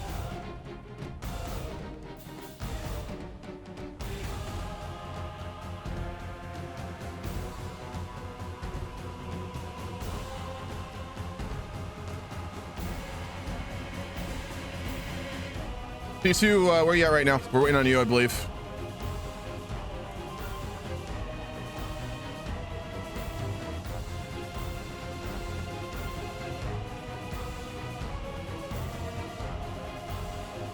Yeah, sorry. I'm in. I forgot how. I didn't know how to change my name. I'm Denaric right now. I'll change it next week. Right, also. okay.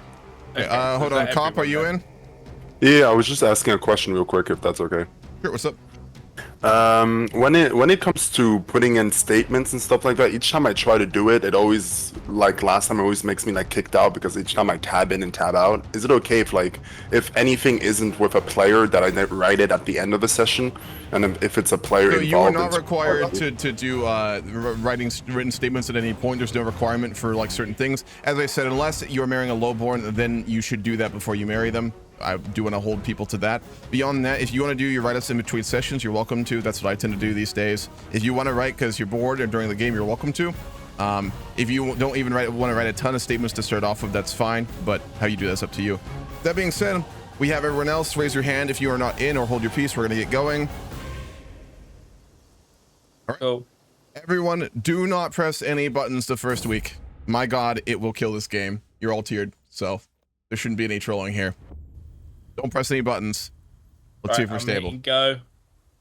We'll give it the 10 days, and then we'll play till October 15th on 1 speed.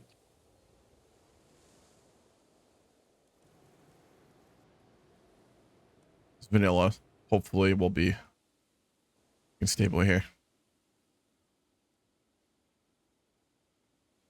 There we go. 10 days are over. You can now go split off to your channels. We'll play at 1 speed till October 15th, and then I'll jump it up to 2 speed, and we'll go from there. All right, everyone have fun. Any issues, come to me, and we may not do a rehost too. Everyone is in, so we'll see. Everyone have fun. Any issues, come to me. Alrighty, let's hope that we are good. We are restarting. Oh, multiplayer. Intrigue, skullduggery. I've already given the background on our character. I may do a short recap again one more time here. We are completely restarted, so we're not going to get bum rushed, maybe, by Sancho. We are going to become the guardian for our own daughter here. We have one daughter, by the way, outside of wedlock. And the roleplay, basically, they never married. He was in love with a young girl, and they never got married and did have a child, but she died in childbirth. That's in my write-up, which I have not completed. We are going to be given the position of spy master in Navarra by King Anso, who's very weak, by the way. What's up, Cheese? What's up, Salagri? I'm doing very good. Very tired, but very good. Hope you're doing well, man. I'll often do RP signups. Russia for which games? In the server, we start new games usually every 2 or 3 months. Our games tend to last a long time. The Grand Campaign, you're welcome to join at any time. You do have to be tier 5 or above in the Discord. It's a tiered game, so you have to prove yourself to be trustworthy. Last year, our Grand Campaign was actually not killed by desyncs. It was killed by players who were metagaming really fucking bad. It was ridiculous. So I am streaming the other game today. Yes, Jay. Just by the way, guys, I'm not playing in the next Vicky 3 game, but I did get asked to sub the UK the first session of the Vic 3 game today. So I'm doing a one-off Vic 3 session. We're going to be doing the Opium Wars later. So just heads up. I will get back to Liechtenstein playthrough next week. Okay. Let's go ahead and drip out our count here. Count Rodrigo, and then we're gonna go find a wife.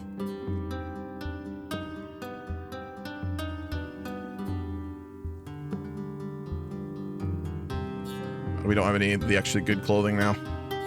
Playing about mobs, dude, it is rough.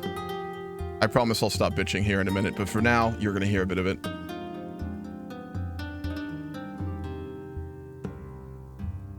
We're not very wealthy, so we'd want to do low noble clothes, just something that actually looks good. Let's get rid of that disgusting headwear. That'll work. Let's go ahead and find a wife.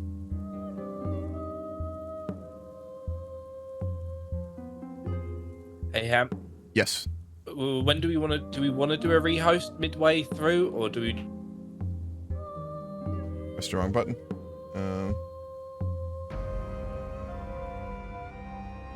Apologies, I clicked the wrong button there. What were you saying? So in terms of halfway through rehost that we usually do, is that something we want to still do? And if so, when? Or do we want to just? So run we'll only through do that straight if to the other end? players want to rejoin. We actually only have 2 hours left or so. Yeah. So we'll only do one if, like, for example, 1 or 2 players show up who weren't here. Then we would do it. But beyond that, no. Okay. Perfect. Thank you. Absolutely, thank you. All right, who are we gonna marry? Young noble woman, optimally. We're 22, so we're still pretty young. Looking for someone probably late teens, early 20s. Again, for us at this point, we just need heirs and we need children.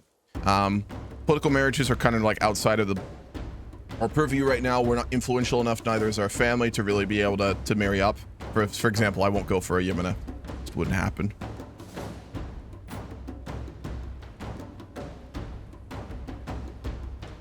Is her brother. Very, very poor count. Duke, I should say. I'm thinking probably her. The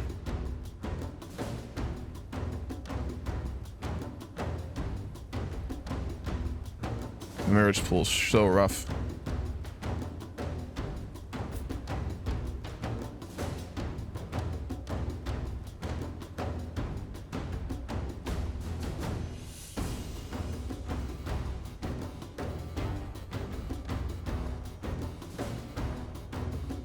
I think we're gonna betroth. We'll betroth ourselves to Mayor Mendez de Mea. And we will get married in 5 years or so.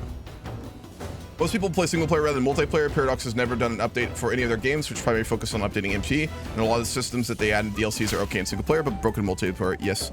I kind of wish that since recently Paradox has started to focus on competitive esports, they'd make MP systems better. They are. They've put a lot of work into Hoi 4, which is their only game that is focused on esports. They haven't done it for the others.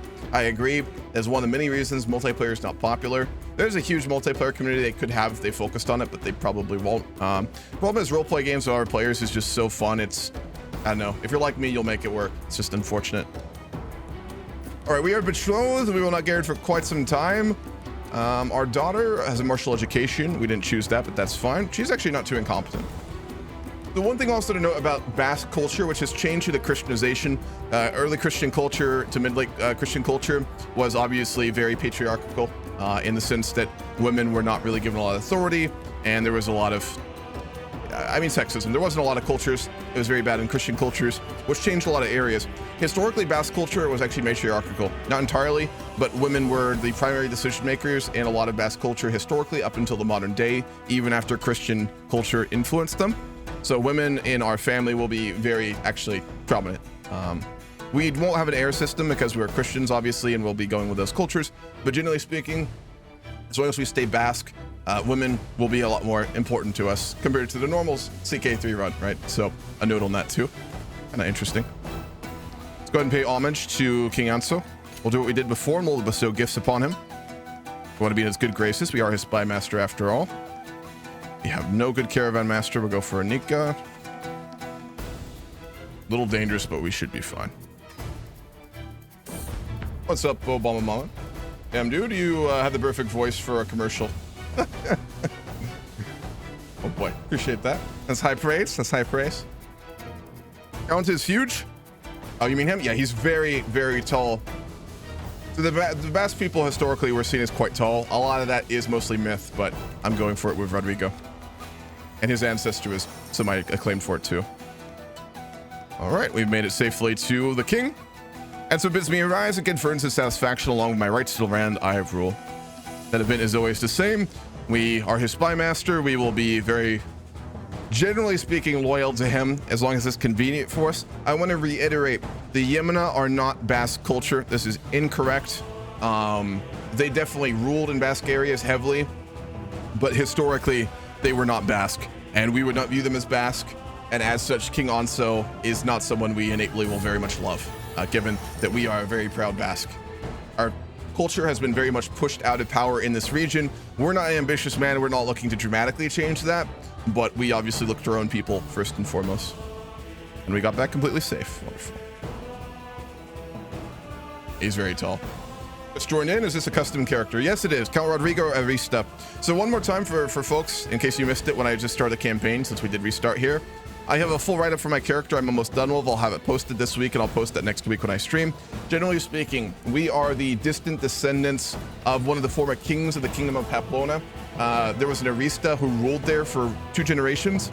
They were not very powerful, but they did manage to rebel against the local Frankish overlords and then ruled there for a period. Our family before that were stonemasons, so historically we did stoneworks way back in the day, like things like menhirs for early Basque culture. Nowadays, just carving like out stone features for art or various other things.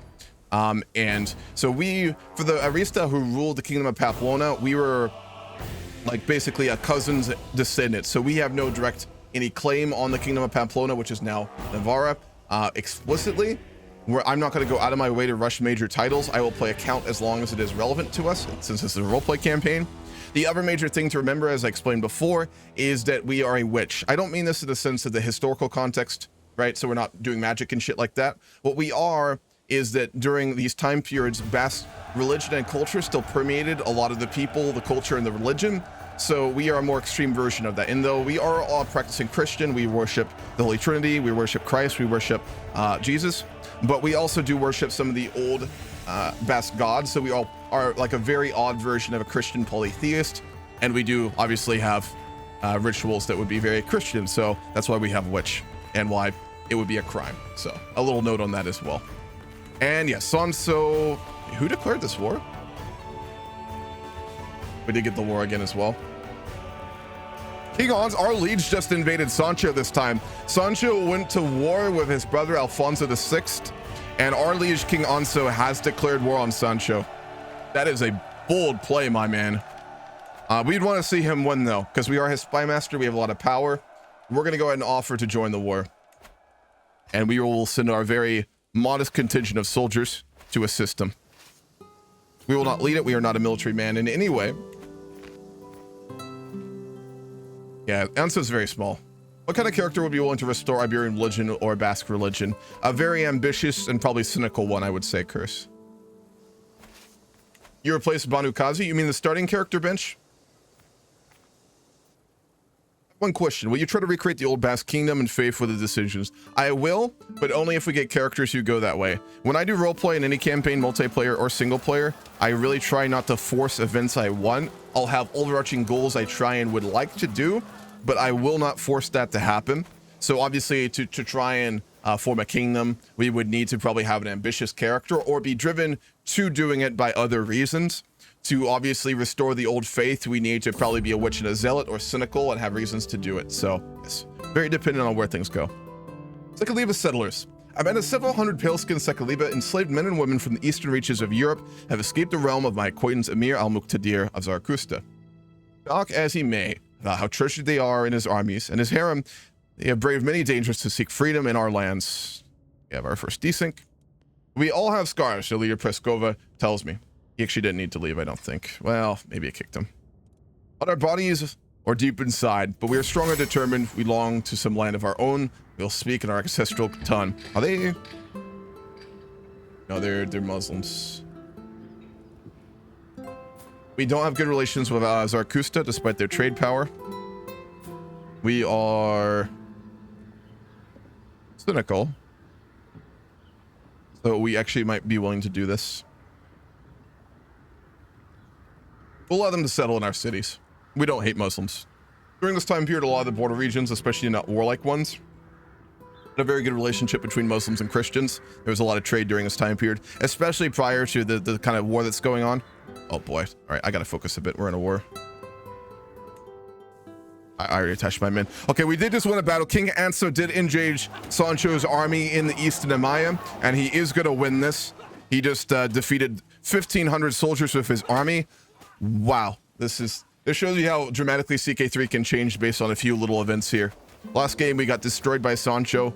This time it actually may look hold on, our vassal that we let in really hates us. We're gonna demand that she converts to Catholicism. She was the Mualadizes we let in from Zaragoza. And wow, she really does dislike us. She is the mayor. She wants a seat on the council. And I see the wisdom of your faith, but I hope you understand that a long-winded path is from the darkness into light. Perhaps if you promise to support me. We just gave her land and she's demanding things to convert. No.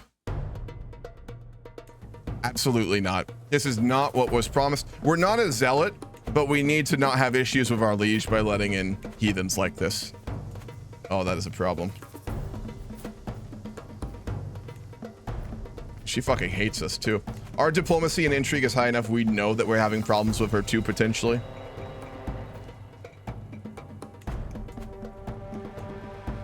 This is rough. We're vengeful.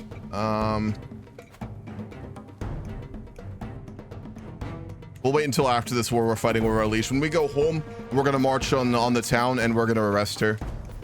Again, we're not a good man. We're not a bad one, but we're not a good one either. We're very political. We're a political animal. We're a plotter. We're a schemer. We'll use people to our advantage. We're not against doing good things, but it's not really in our direct nature. So that situation was useful for us because we got a bunch of basically immigrants who could obviously develop and work our lands, but they are religiously very different, and we needed to get them to at least do some manner of incorporation, which they're unwilling to do. And through our spies and through our network, we know immediately that she's very hostile to us. So we unfortunately let in a problem, and we're gonna have to deal with it. But after the war. For our steward, we will assign, we don't have many good courtiers. We'll go for Martin. Not very competent, but that's fine. Put our spy master in Navarre to find secrets, and we'll develop with our steward. I mean, your liege won't know if you're harboring heathens since the crown authority is so bad.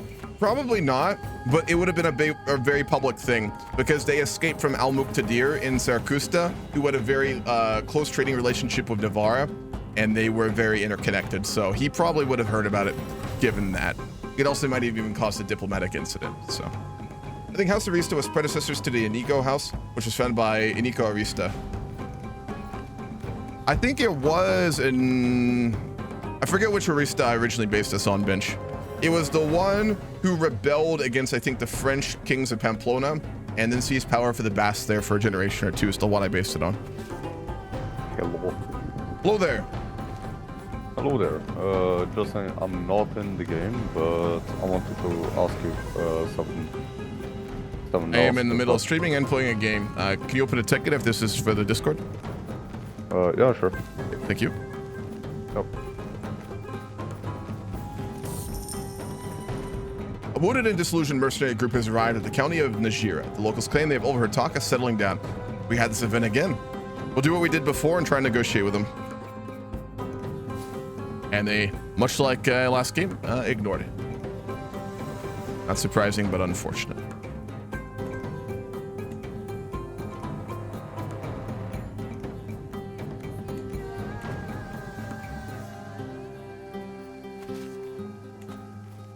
All right, so Navarre is being sieged out by Sancho. He does now have more soldiers than Anso, so Anso really needs to be aggressive here and make a play. We could go the historical route here.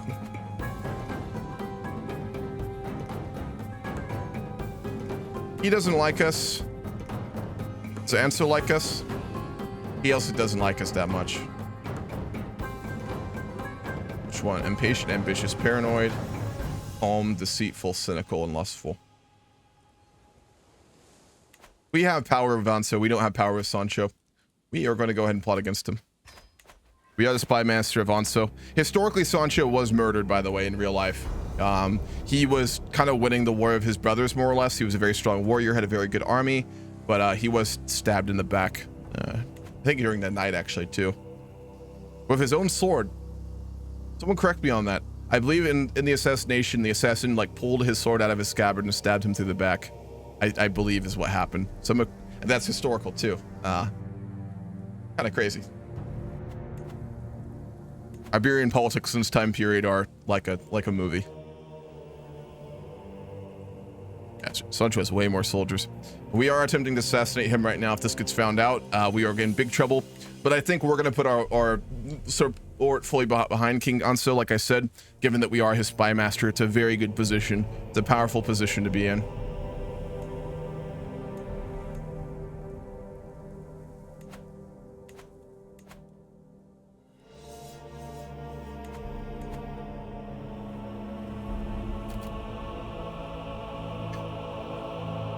We're working with Uruk, of course we are.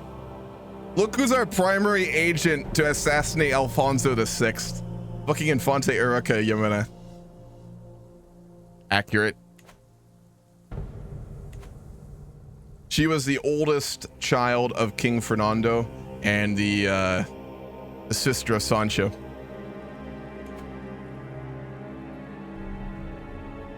Tough to know of history how much is rumor and conjecture versus how much true, but she was known for being pretty fucking wild. Very religious though.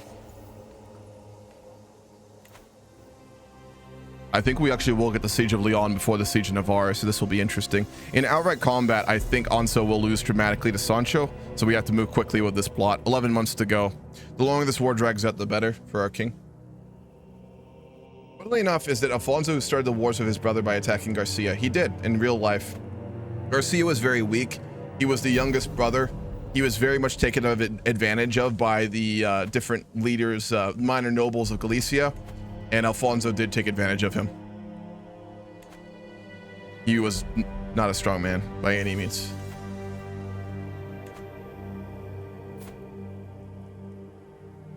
Our daughter is 8 years old now. She is developing not very well. That's fine. We'll find her a betrothal probably when she's 13 or 14. The way I view this character too is that Rodrigo, again, he had a daughter with like a young peasant girl that he met who I wouldn't say he was in love with. He liked her quite a lot when they were younger, and then she got pregnant and died in childbirth. He never married her though, because again, Rodrigo is very political, and he had no desire to marry a commoner, given he could betroth to a much better wife. So kind of a very rough case where, despite liking a girl very much, a young commoner, he refused to marry her, and then she died in childbirth. So he very much loves his only daughter, Anika Rodriguez Arista. Again, Rodrigo is not like a sociopath or a psychopath. He's just very political. And he knows that the only way for his family to survive and do well is to make hard decisions and do terrible things, which he's going to do.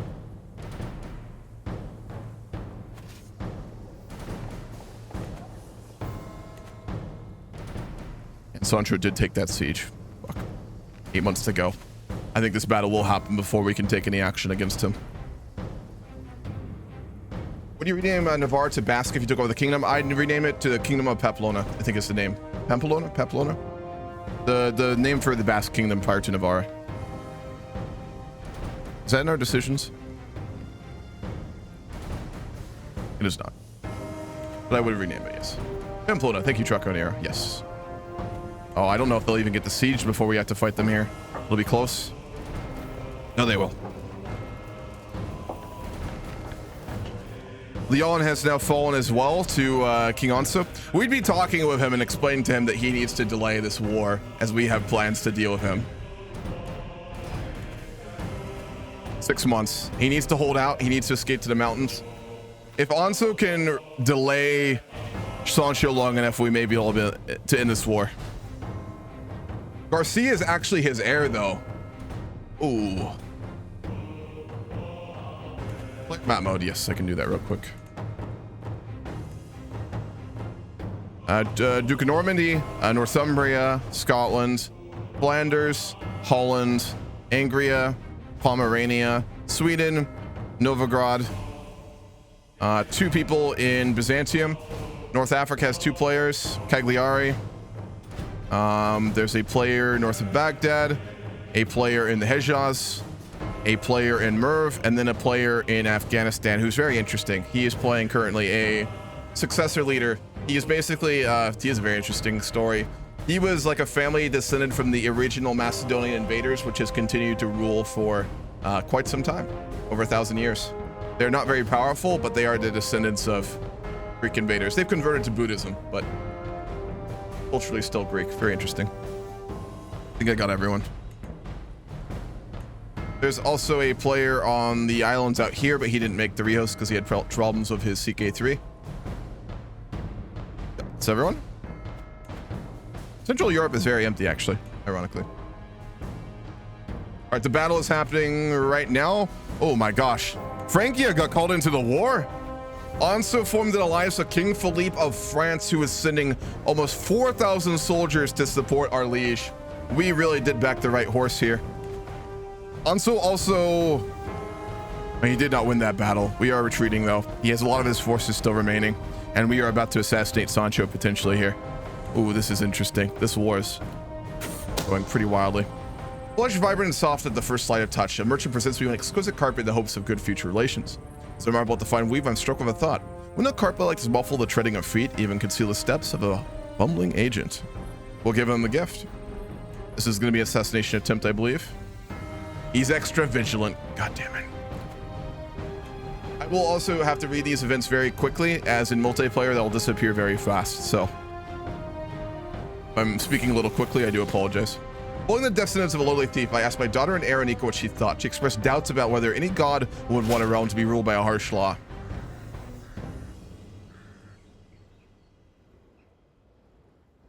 A proper executional law. So I want to clarify something on his cynical trait. The way I view him being cynical, and the way I worked it in with his religious beliefs and his, like, you know, his pagan status, is that Rodrigo is not irreligious. He is just very cynical of proper church doctrine. So like the Roman church, the Catholic church centralized as an entity, he is very cynical and against. So like I said, he was kind of raised with a family that holds the old traditions, and he does not enjoy organized religion. He prefers, you know, the hybridized version he has of the old system, which was more personal relationships with deities. So he is very against organized church and religion and against those sorts of things. And obviously monarchs having divine right to rule, but he's not irreligious, to clarify. Do you want to note that for his character? All right, we did not get there in time. We'll meet up with the remainder of his forces in the north. We're not trying to get any of our troops killed here. We are simply trying to be in the good graces of our leader. My agents have prepared for weeks. The cook has been bribed to look the way the poison has been acquired. The duck that is gifted to King Alonso alone. It will be rubbed with poison. Here we go. 95% chance this will have very far-reaching consequences if we succeed.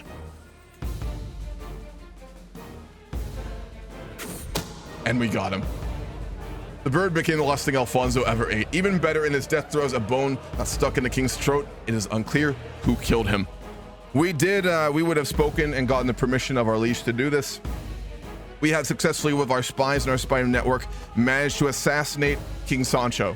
The problem being, his insane brother, King Garcia, has now inherited, who's a zealot, wrathful, trusting, and content. He has a lot of soldiers, but he is also quite insane, and France is supporting our liege.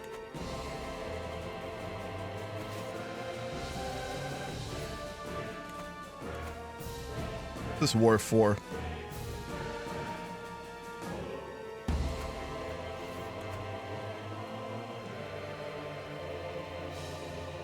He's gonna only take Emea if he wins here. Garcia will be very strong because his heir.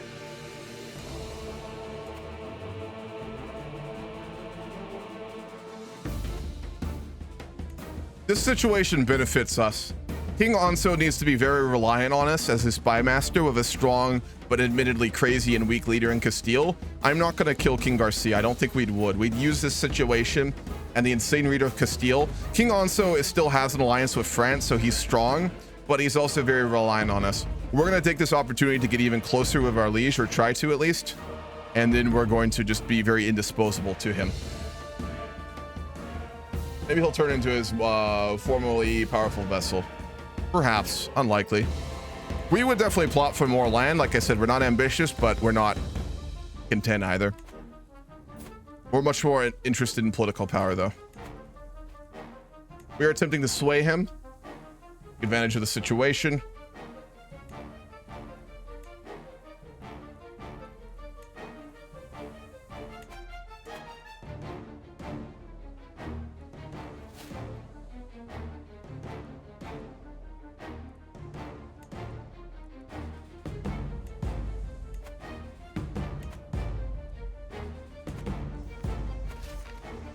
Go ahead and sit our men. We're really trying to... I am forgetting to move them. Oh. We lost the war led against King Anso of Navarre. But he did lose that war against Castile. I don't know how. I thought he was winning, but I guess not. So King Anso did fail to take Castile. He's now bordered by a very powerful Castile under Garcia. Garcia, however, is quite insane, so that's useful to us. And with Anso's alliance to France, it is unlikely that Castile will conquer Navarre, which is exactly where we want to be here. A powerful kingdom led by a crazy leader to offset the power of Teotula. A good situation to be in, I would say here. Very North Sea and Baltic focused. A lot of players are there or in the Middle East, yeah. The Merv player has 2 co-ops who are not tier 5 as well. They're not in the game, but if they rank up, they'll probably play in the Middle East too.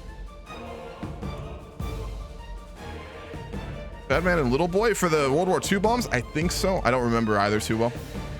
All right, we are done with the war for now. We did, our lands did get a little ravaged in the war. We were gonna go ahead and start to return control to Niger if we can. We're gonna go ahead and get a new spy master. We'll go with Catalina. We need competence here. And I actually may try and seduce her. Unlikely to succeed. Befriending we could get away with. We're going to hold off on our attempts to sway Onsu, and we're going to try and befriend our spy master. She's very competent and someone we need at our side here. So we're going to take some time to go ahead and focus more on that.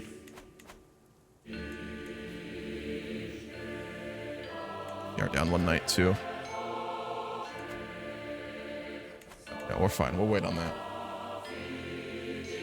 Will you try and arrest her? Yes, I will. Thank you for reminding me.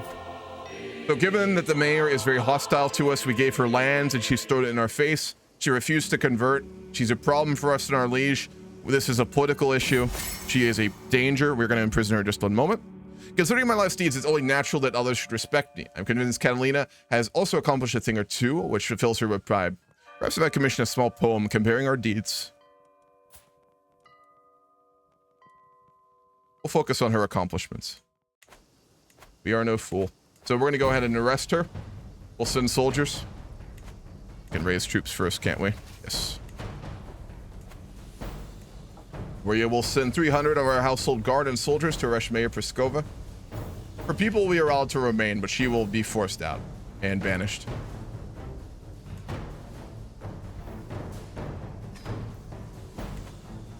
I suspect she will not go easily here. That's fine.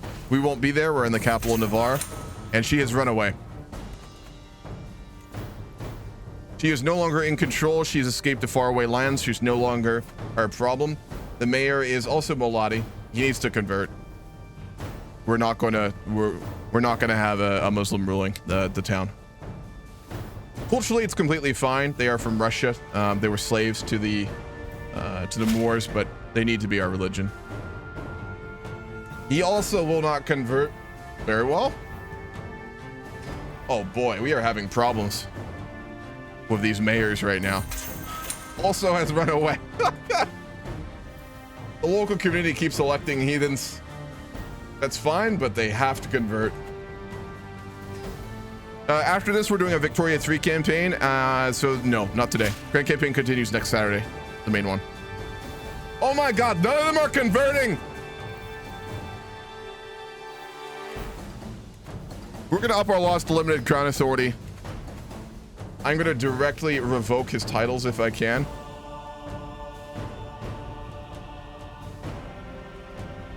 We don't have a cause to revoke it though. Fucking hell, we'll have to keep imprisoning them. Our decision to take in these refugees has proven to be very problematic.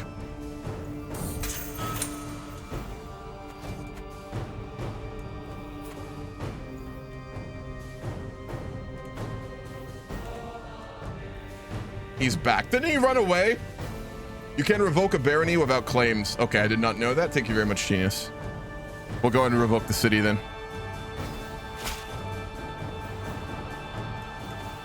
Thank you for that. I appreciate it. The city itself, can we rule it? I don't think we can. No, wrong type. We're going to go ahead and grant it to someone competent, hopefully.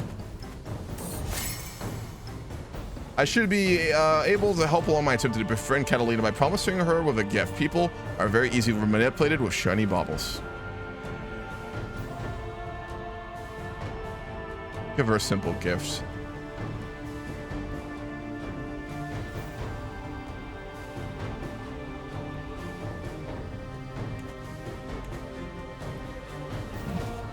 We'll do a local Basque leader. Can we do that? Yeah, Basque culture noble. Perfect. Is now ruled by Mayor Lope Ortez, who's ugly, good fighter, wrathful, content, compassionate, perfect vassal, and he's a very competent fighter-ish. Not too strong, not too weak. He's a man we can manipulate exactly who we'd want in charge, so fantastic. All those people we did, the rest of the refugees, I'm sure would be very unhappy with this situation, but I mean, they have little choice but to deal with that fact. That month will be remembered as a month of many mayors. Yeah, the city of, what is it, Lograno just cycled through 4 different mayors in the course of a month. Ham. Yes, what can I do for you? Is the H3 Emperor in the VCs? I can't find him. Sermo? How did he already get Emperor? I don't know. I just cannot find anything that says yes, Emperor. he should or be. his Let me name. look.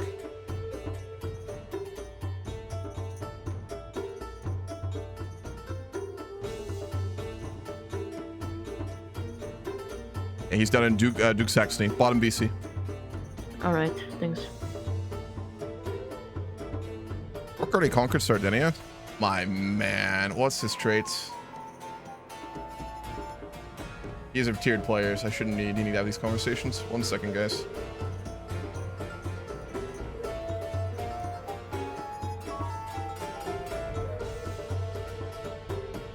From Stream real quick. 1 moment.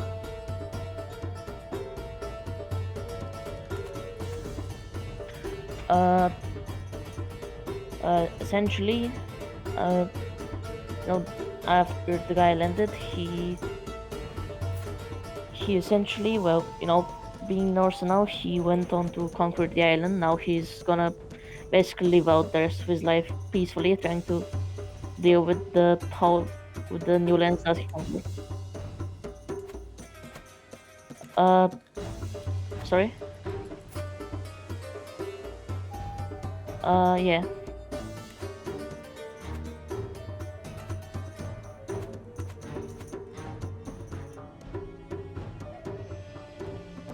He kind of tried to offer me vassalage, which is why I was trying to speak to him.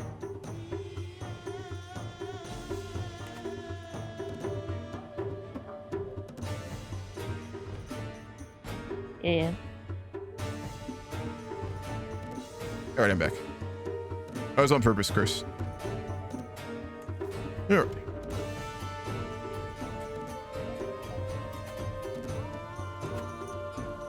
How's our befriending of our spy master going? Very well. It's taking quite a while, unfortunately.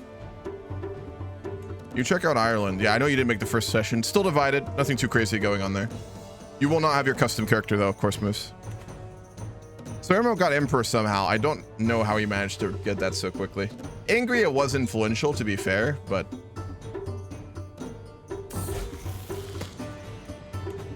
Afri brought my daughter Anika to the market today. Anika was to hand out alms to the poor and needy, to learn about charity and a ruler's plight of the less fortunate. She refused to give a single coin to anyone. The bishop explains. Everyone we met with was underserving or beneath her. All right, our daughter is arrogant. She is just and arrogant. That's an interesting mix. Yeah, HRE is elective. He play the political game, probably.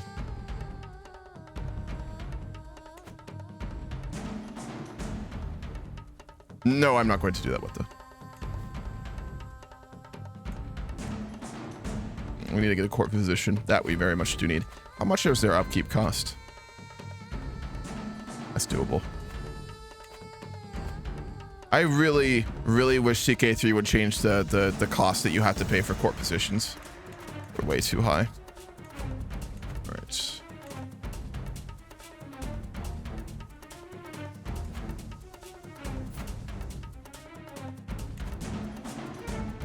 This is taking quite a lot of time to befriend our spy master, but we need a loyal spy master, and she's very capable and she's young. For our physician, we will take on Yon Mabonic. His last name's Mabonic. That's ironic. We'll take him on. He's a capable physician.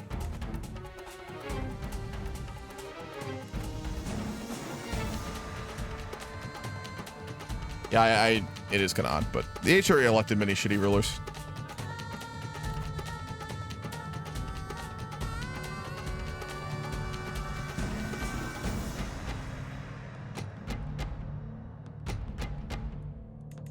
Court of Shadows. I want to get the one that gives us 2 plots at the same time. I actually don't agree with even the base game only allowing 1 plot at once. I think it's very unrealistic, especially when you combine hostile and well, a lot of different ones.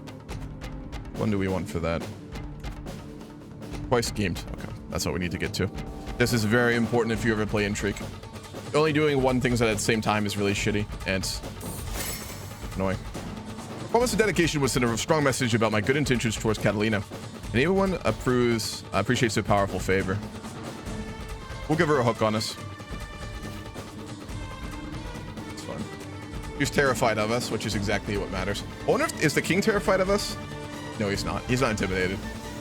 Yet. I agree, Flaming Dragon. You should be able to kidnap too. We will be doing a lot of abductions after I get that. I want to reiterate, guys, we're not good, but we're not pure evil, but we are going to be doing some bad things. We did befriend our spy master. Perfect. That's huge. She's very capable and now very loyal, despite being deceitful. If anything, we'd respect that trait. I'll see if we can get her to swear an oath of friendship. We want her to be our most loyal servant and our most loyal spy. Let's see if she'll do it. It's a test of her loyalties right now. Good. She's our best friend. She's entirely loyal. We'd like her, we'd respect her, but like we are using her, of course. Beautiful. Alrighty. With that, we are going to keep her in the court of our liege and try and get some secrets from Enso. We have another scheme available. Let's go back to trying to befriend our liege. Not a chance. What about sway? Doable. He doesn't like us very much. We're literally that spy master where he doesn't like us. He's probably a little worried about us and our power, but he needs a competent spy master. We're that guy. We're the guy who is in a very rough position because our liege doesn't like us, but he needs us. But if that ever changes, we're screwed. So we need to work on that. I also want to get a hook on him later and try and make our vassal contract way better. I'm going to try and get us a required council position for our future generations. Again, Count Rodrigo is trying to build for the future for his family. So all political. I'm not, already read that. Hope this game isn't fucked already. Moose, we had to restart an hour in due to the mods fucking up, so we're playing vanilla, sadly. Intrigue is clearly an RP lifestyle. No one would use that outside of RP. True. It's a really fun, though. I love Intrigue playthroughs. Honestly. And yeah, disease should definitely be added. Seduce her to be more loyal. Not a bad idea, actually. Keeping her as a lover would not be a bad idea. Let's synergize our friendship.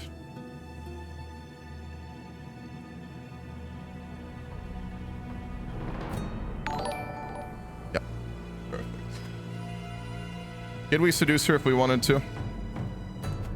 We most certainly could. It's a little dangerous, though. Let's work on swaying King Anso, and then after, we'll think about doing that. Yeah, we probably wouldn't be very loyal to our life, let's be honest here. By St. Joseph, I am sated. Reclining on my chair at dinner table, listening to my household natter on at each other, the world feels right once more. I truly have been looking forward more and more to dinner lately. The sights, tastes, and sounds, just the feeling of rich juices and creamy sauce. Bro, don't get fat, come on. At least till my stomach groans with the effort of all this rich food.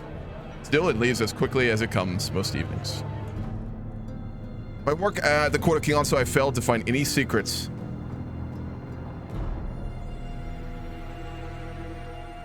We could make a secret. No, I don't think so.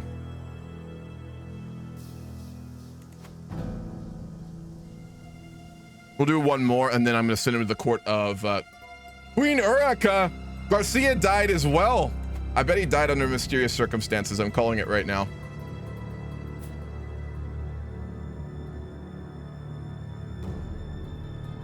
Oh, I fucking tell you. Uraka murdered Garcia. There's no way she didn't do that. All right. Queen Uraka actually got her wish and managed to become Queen of Castalla. Now, she is fucking dangerous. That we would not like at all. She's fucking dangerous. She definitely murdered her brother for that. I do like this for the historical context, though. This will make the game interesting. He was unmarried too.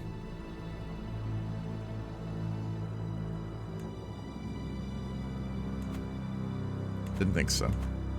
We're not quite that suave. I love Intrigue 2. I wish there was more to do in it. Yeah, I hope it gets expanded on. It would make a great RP story if you seduced her and got a bastard. Yeah, I agree. Very hard to do it though. All right, let's go ahead and send our spy master to the court of Uraka and see if we can find any secrets. Like maybe she murdered her brother? You know? You snake. Did you not already... Arch, did you not already figure out that Count Rodrigo is an absolute fucking snake? My god, man.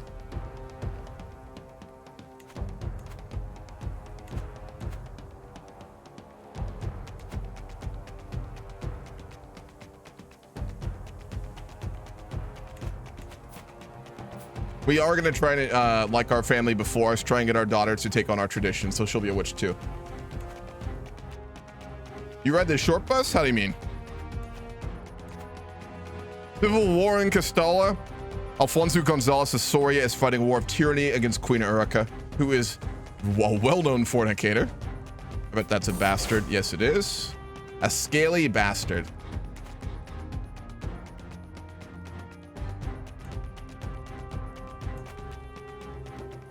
See if we can find any other courtiers here. We're going to replace our Marshal Rodrigo with Mayor Lope Ortez, who's more competent and very much needs a council position to stay loyal.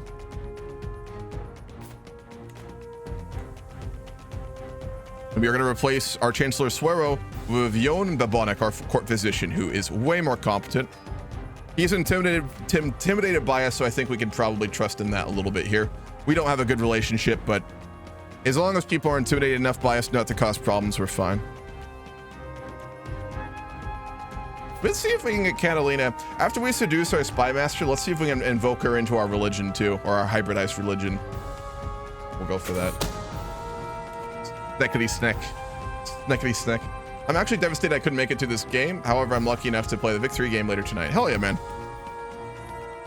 Yep. While performing her duties as my spy master, Catalina's uncovered the secret. Duke Nuno of Portugal was the one who killed Garcia. Oh, it wasn't Uraka after all. Well, she might have been involved, but it was Duke Nuno who actually did it. He's very powerful now, too. Well, we know.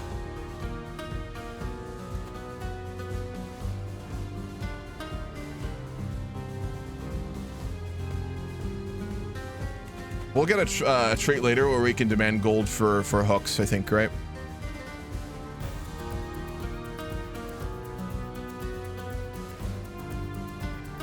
Isn't there one to do that?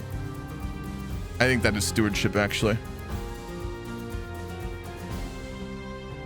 Stewardship. That's unfortunate. There's no one else in Spain. It's just us, Flaming Dragon. Iberia actually was very unpopular in signups. It's fine. I don't mind being alone here. I actually didn't want to do a ton of RP with players to start off with. I'm really not in like an RP multiplayer mood lately. So I'm just gonna... We're gonna play out really single player in Iberia for a while, which is fine.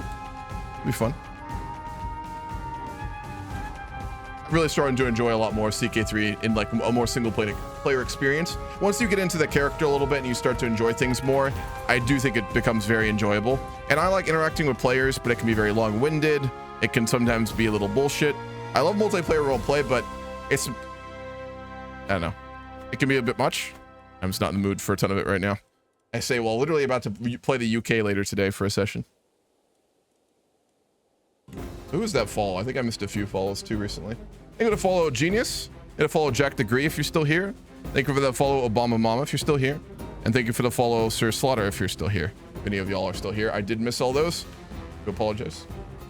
And yeah, mods and single player too. Absolutely.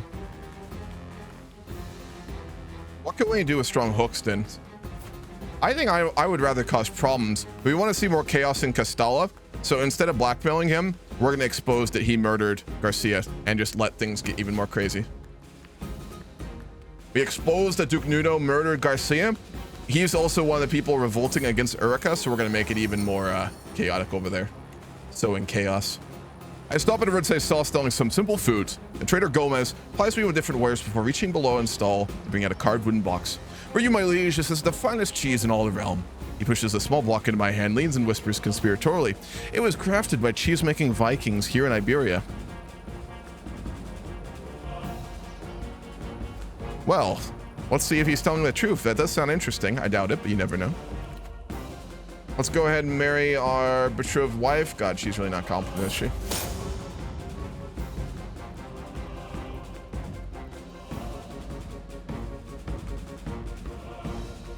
Are there any other, like, better options for marriage?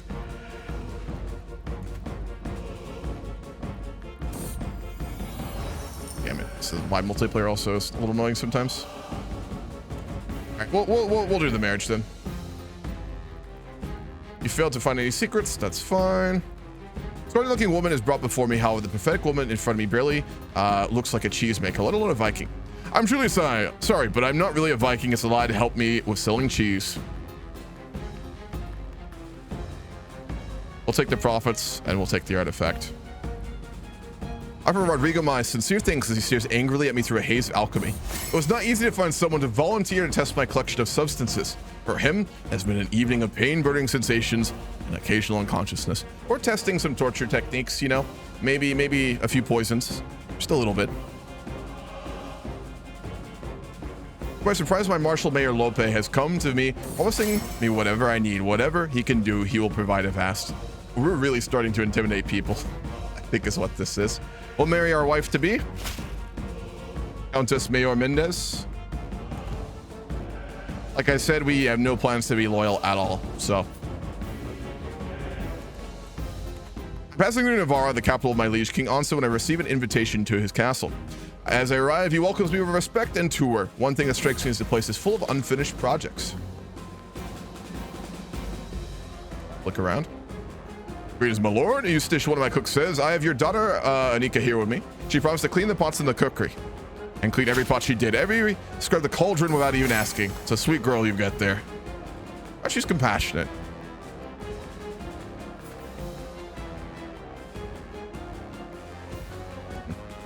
Unfortunate. We wouldn't respect that very much, but that's fine. We do love our daughter.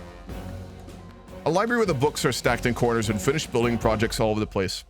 Most notably, a whole dining hall and a chest of gold just stranded in the middle of the hallway. His castle is a mess.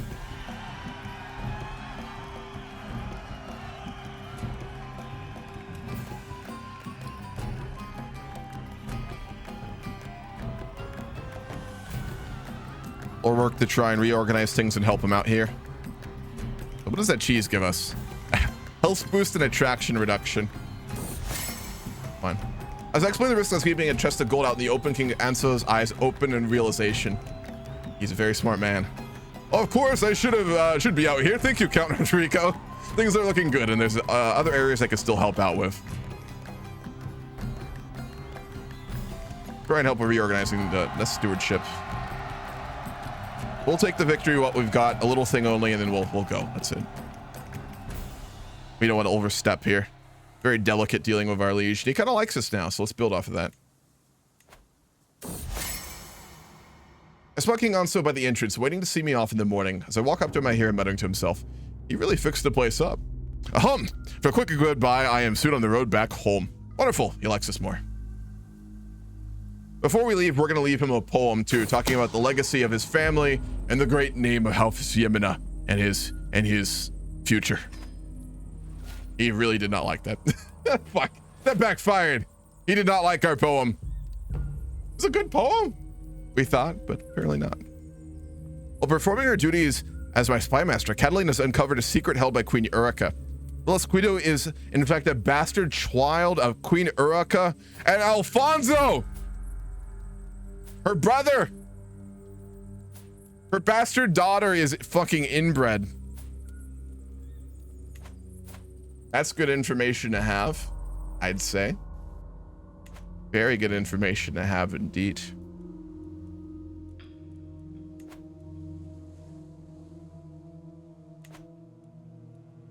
Could we even use a hook on, though? We could demand payment. We're gonna blackmail Queen Urica. She can't afford not to pay us. She's in a civil war. Never mind, the civil war is over. Fuck. All right, we've succeeded. We have a hook on her now. We demand money. We can. We're gonna demand money to keep her to keep it quiet. Beautiful. Beautiful.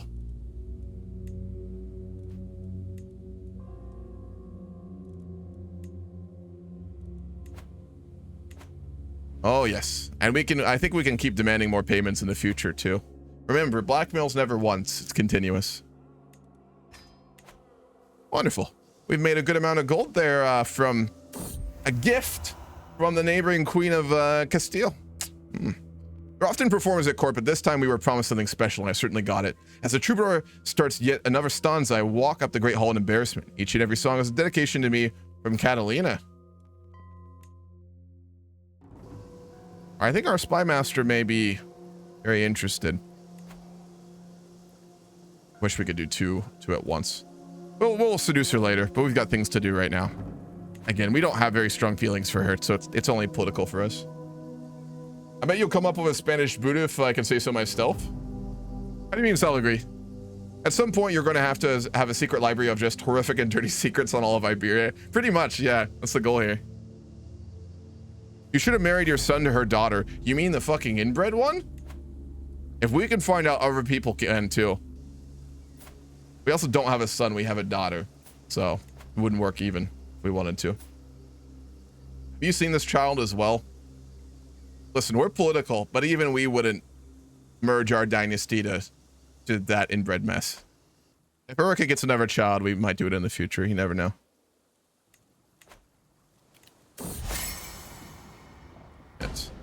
Well, as numerous attempts to curry my favor have not gone unnoticed, I cannot help but feel irritated by Mira Lopez's sudden interest in me. He just likes us. It's a shame. If anything, his obsessive desire to impress me and his blundering display of fabricated affection has only made me dislike him more. We can use it, though. He's useful. We'll use it. We don't really like the man, but...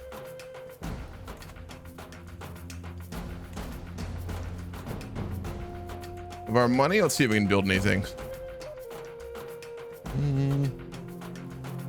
We'll build cattle pastures when we get the money. We're going really economic in Nigeria. We're not going to be very warlike. What's up, hand source? Is this an MP community? Can I join or need to be a sub? Nope, you don't have to be a sub for any of the games. Babylon Roleplay is what you'd like to join. I have a link on my Twitch. This is a mega campaign. This is like the one campaign that you do require to be a certain rank in our server to play in. Everything else is completely open to everyone, including new players, if you'd like to join them. We run multiplayer roleplay games for all the Paradox games, CK3, you know, all of them. This one right here is unique. It's a grand campaign. We just started a multiplayer roleplay one, and you do need to be rank 5 in the Discord to play it. If you'd like to co-op someone to get your ranks up quicker in the grand campaign, you can do that. You just can't play it directly. We're very careful about that now after our grand campaign last year was ruined by new players who metagame. So, but yes. Thank you, Jay. We retreat to my chambers for the evening. I'm surprised to hear a muffled voice reaching out for me from inside, sounding suspiciously like Catalina. Good, Rodrigo. Bespeech you. Let me see your fair visage. Well, we did plan to seduce our spy master, but it seems she actually did beat us to it. Sure. This is useful to us. We'll accept. Looked like it would be a tedious evening once the feast entertainment was over, but Catalina saved the day by suggesting a reading of the Travels of Jerusalem. I actually do like her too.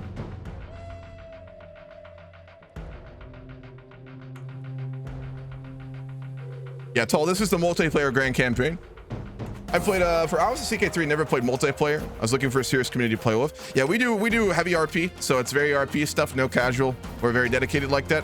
Friendly group of people. Everyone will be happy to help you out in a new game and stuff like that. So definitely check out the games if you're interested. But again, it is pure roleplay, so just be warned on that account. My best friend Catalina has made her way into my life with sweet words and sweeter touches. Late at night, I struggle to keep her off my mind. The feeling smoldering between us will either burst into flames or die out. Sure.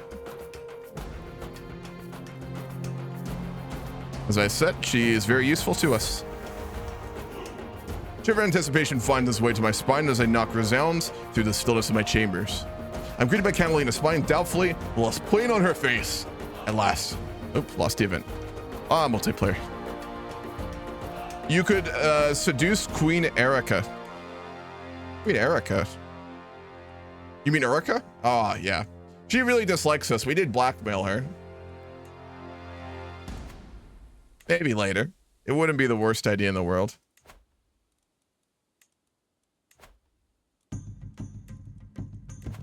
Yeah, low chance of that. She really hates us. We did, like I said, we did blackmail her.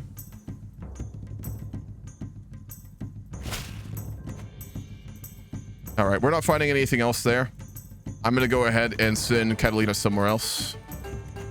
Let's try and get some more secrets in Navarra again. A long evening of state business with Catalina was slowly degenerated to both of us, deep in our cups, slurring swaps saucy stories. I've just finished my regaling of a tale of a lord. Oh, fuck, she's pregnant. God damn it. This is why you wear condoms, even if it's in medieval times. Who loved his land a little too much when I see an untoward gleam in my companion's eye. Thoughts of blackmail race unbidden through my mind. Perhaps Catalina is actually a little keener on the subject than she knows. She's a fucking deviant? All right. We may have stuck our dick in crazy. I'm gonna level with you. We probably should have known that. She is a deviant. And we got her pregnant. This is why you don't fuck crazy. And why you always wear condoms, folks.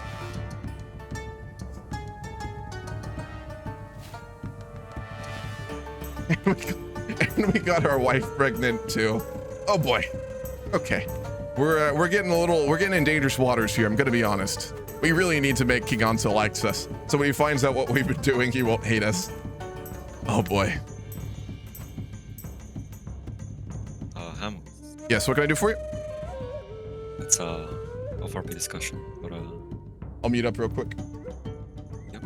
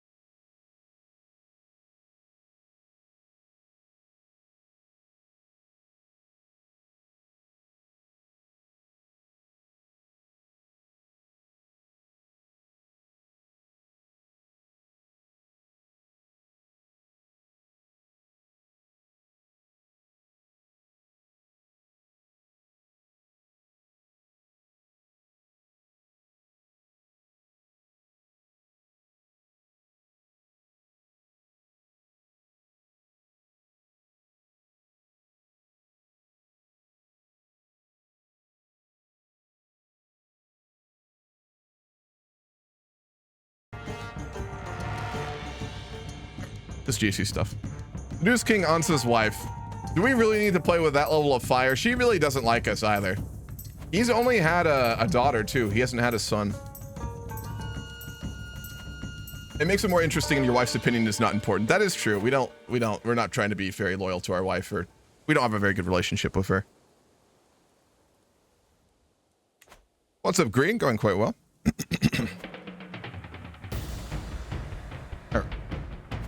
How's King Anso liking us? We're all right. We're in an all right position with him. Looking.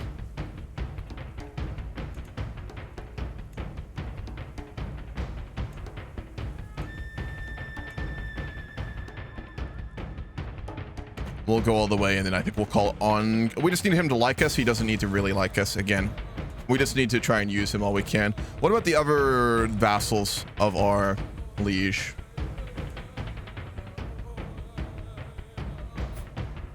He's fairly strong. Count Beulah. Also, we did, while I was talking, our daughter did become a witch, so she's embraced our form of like hybrid polytheistic Christianity. Heads up on that, Onika. Let's send Catalina to go ahead and find secrets on the other vassal. See if we can get any shit on him here we could use. Great, man. You know, just have fun with your realm. Like, focus on the politics. You don't need every players to have fun roleplay. My lord, my liege, King Anso has ended all conversation with you. Seeing my sudden interest in the amount of correspondence as a sign of nefarious plan, it appears as if he's under the impression I'm plotting against him. God damn it, man. We are using him, yes, but we do have his interest at heart here. God damn it.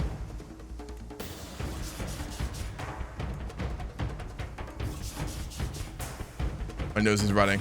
I'm out of allergy medicine too. I need to go get some more later.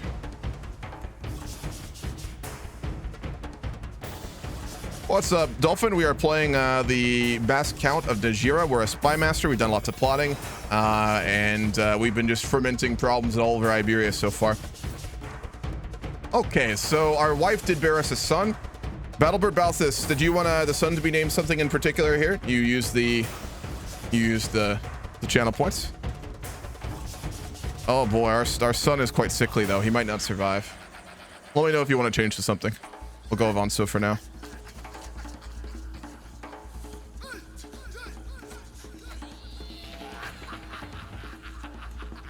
Let's get our wife to help us with intrigue. Big desync. That's gonna be a rehost. This is fucking vanilla too. God damn, they need to fix fucking CK3 multiplayer, man.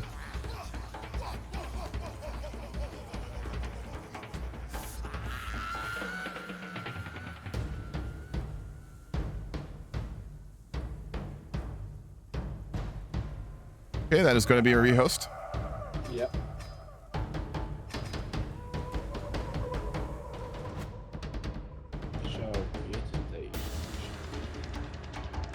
I'll ping everyone. If people don't see these pings also in GC announcements, we are just going to start starting without them. People need to make sure they have notifications on and check those. So,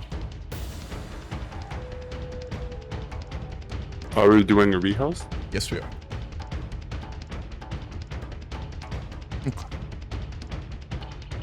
So in past CK3 vanilla games, we've gotten one big desync and then we've been all right, but they usually happen a lot earlier, so I'm a little worried about this.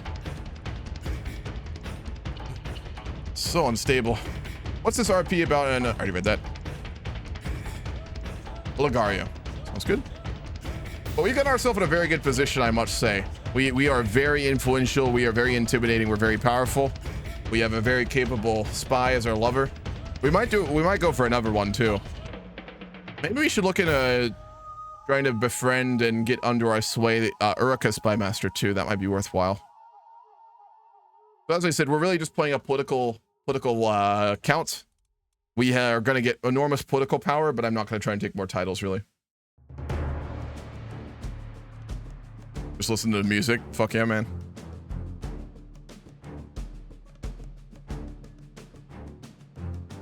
Shut up, Hammurabi. I'm trying to listen to the music.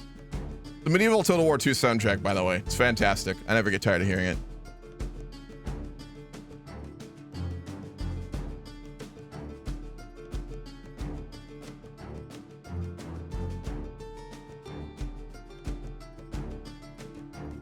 I'm sure Maddox already said we are going to go ahead and rehost here. Reminder for the team's time, do not click any buttons when you load in, and do not click any buttons for a week after we unpause as well. Okay, I've put the ID in the announcement.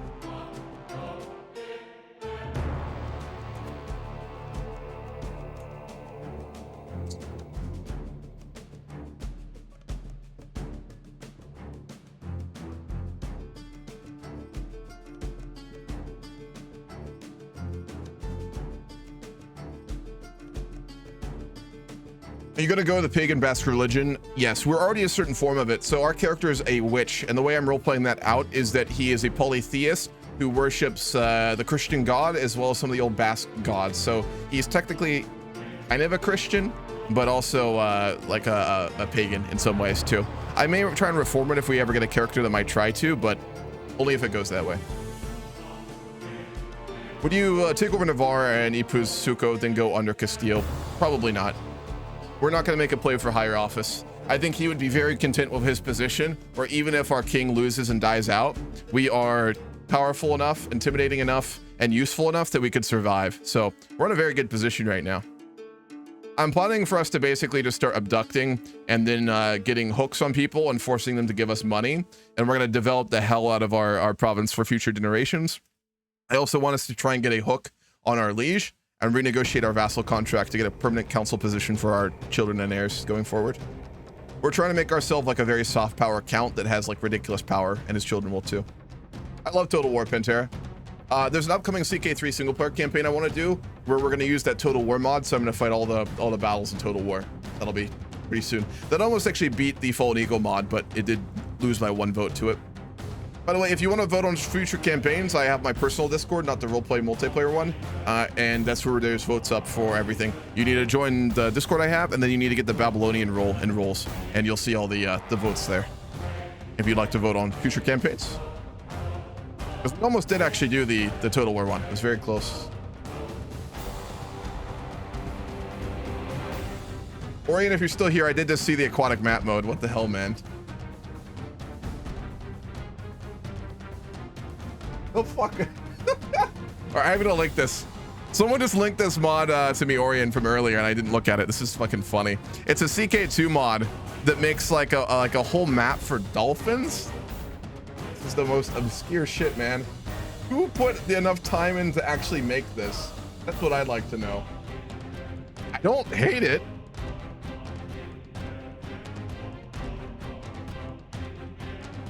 Yeah, it's a map of the whole world, but in ocean tiles. Oh my god. That's ridiculous. That's really funny.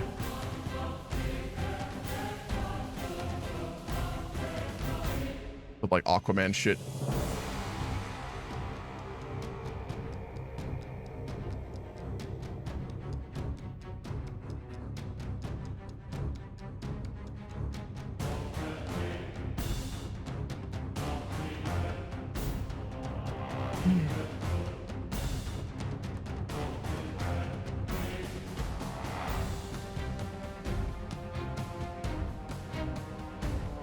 Water Kings go. First Atlanteans, the king of the Caribbean. Yeah, no kidding.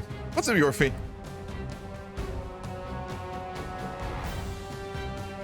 Oh, multiplayer gaming.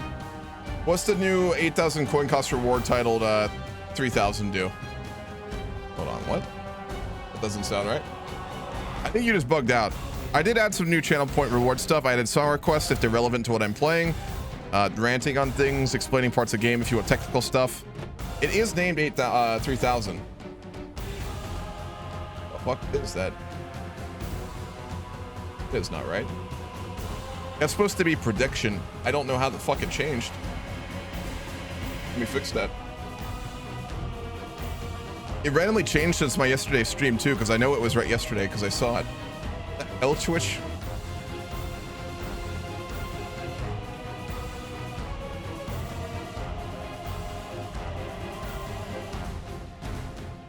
The hell did that happen? Even has the right description and everything. That is freaking weird. All right, I fixed it. That's rather odd. Yeah, I know. I see that. Freaking weird. I didn't touch it. It was right yesterday. That's a Twitch bug or something.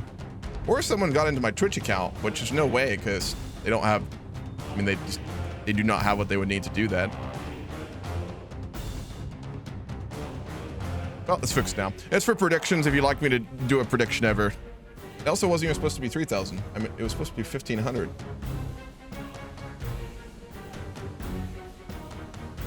All right.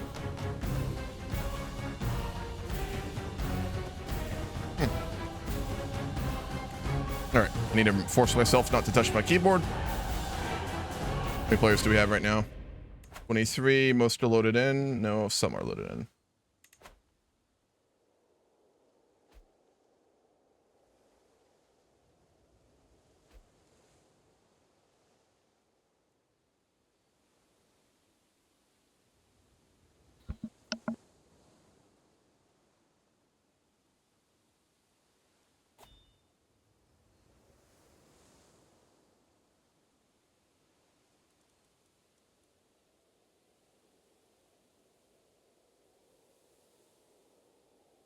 Heads up, we have around an hour left and then we're going to Vicky 3.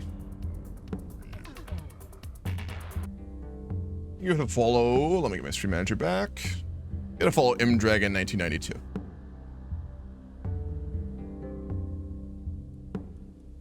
This was a bit of a buggy start, but I must say I actually really gotten into this. Rodrigo's turned out to be as interesting as I hoped. He has 31 intrigue now as well because of our spouse.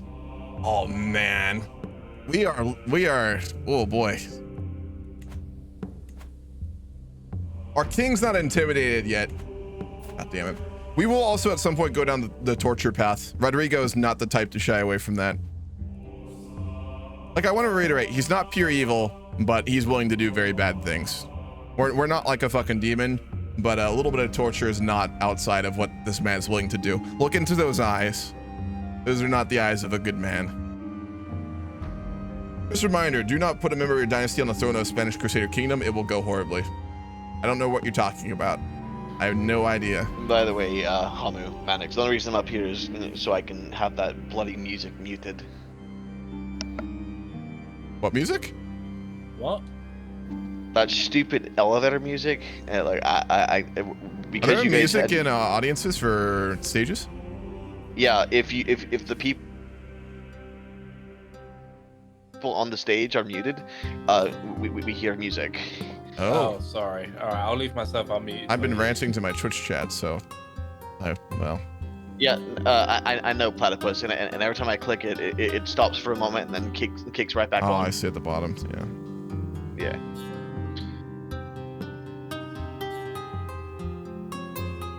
Interesting feature.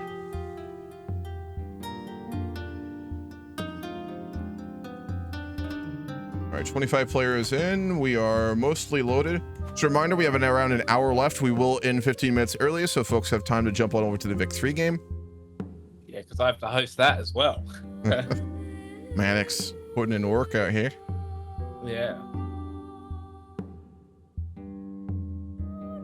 Right, so who are you playing in that one? One person. I'm playing New Granada. Oh, nice. Yeah, should be fun. I'm going to be subbing as the UK for one session for Zolix. And he's given me permission to cause problems, which will be fun.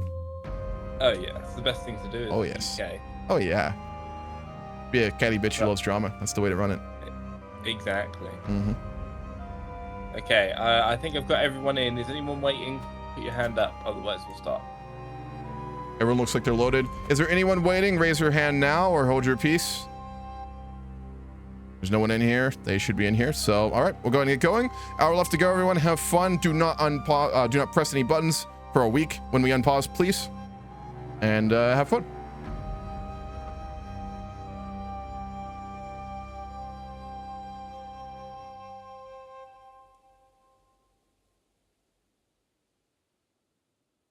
What are you doing in Vic 3 next? I'm subbing for one session as the United Kingdom because a player asked. I'm not planning to play in the Vic 3 campaign that's starting up, so I want to take a break from multiplayer, but I will be subbing for the UK for one session. Jay's going to be co-oping me, and we're gonna be doing some fun stuff. Fuck off, man. It's fucking single player. How?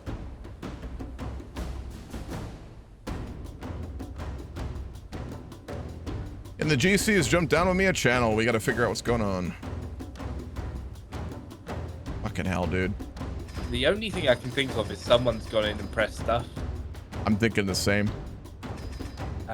Which is a bit ridiculous considering these are all supposed to be tier 4s. I know, it's fun. A lot of players aren't going into the main VC though, and when I remind them of this shit, I don't think they're listening. I'm going to make a requirement that everyone goes to stage channel from now on. Yeah, no hanging out in VCs waiting. Someone's touching buttons, yeah. Help me pull everyone in from the temp VCs. We're gonna go talk in there about this. Alrighty, well, I'm gonna speak about this in just a moment.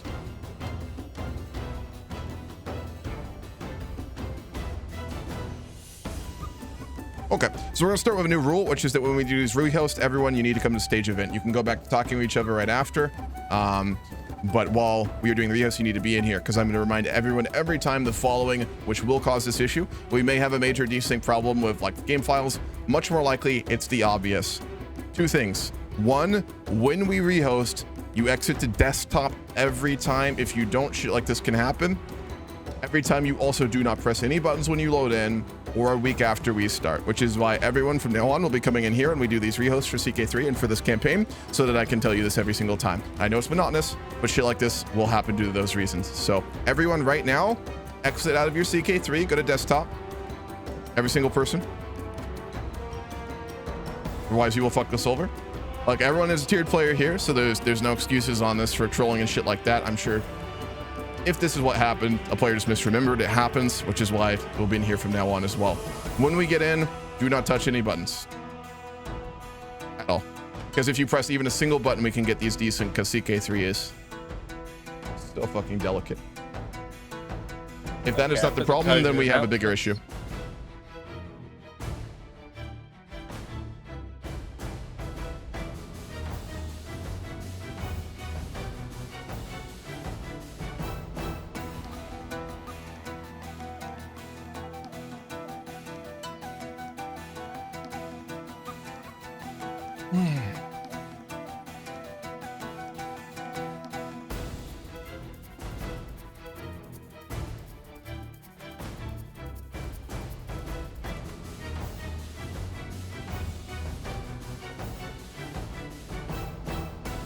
All right, I'm gonna wait here for a minute. I mean, there is a chance we just have a structural game issue. 99% chance though is someone was pressing buttons because they didn't fucking listen. Which in normal games with non-tiered players is kind of something you have to deal with. But in a game like this, it's not.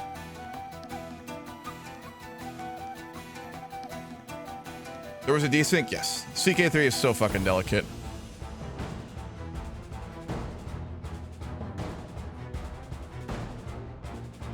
Lobby simulator.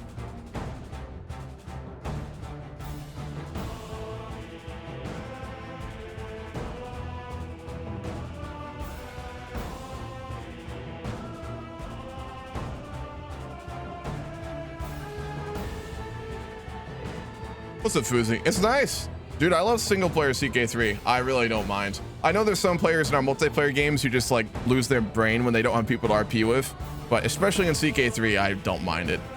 I actually really like role playing with AI in single player in CK3 at this point, I'm gonna be honest. Sometimes more than players. Definitely not a problem when the game, since CK3 is a good MP system, especially true for vanilla. I hope that's sarcasm. I hope that's sarcasm, Curse. CK3 multiplayer is the worst at all the games. It launched bad. Remained bad. Big 3 multiplayer did stabilize a little bit. It's a lot more doable now. I do think a good part of this recent instability is due to tours and tournaments, which just causes so many desync issues. It's a great DLC, but no. Still haven't added a chat function. I'm very glad they didn't. I know exactly why they didn't.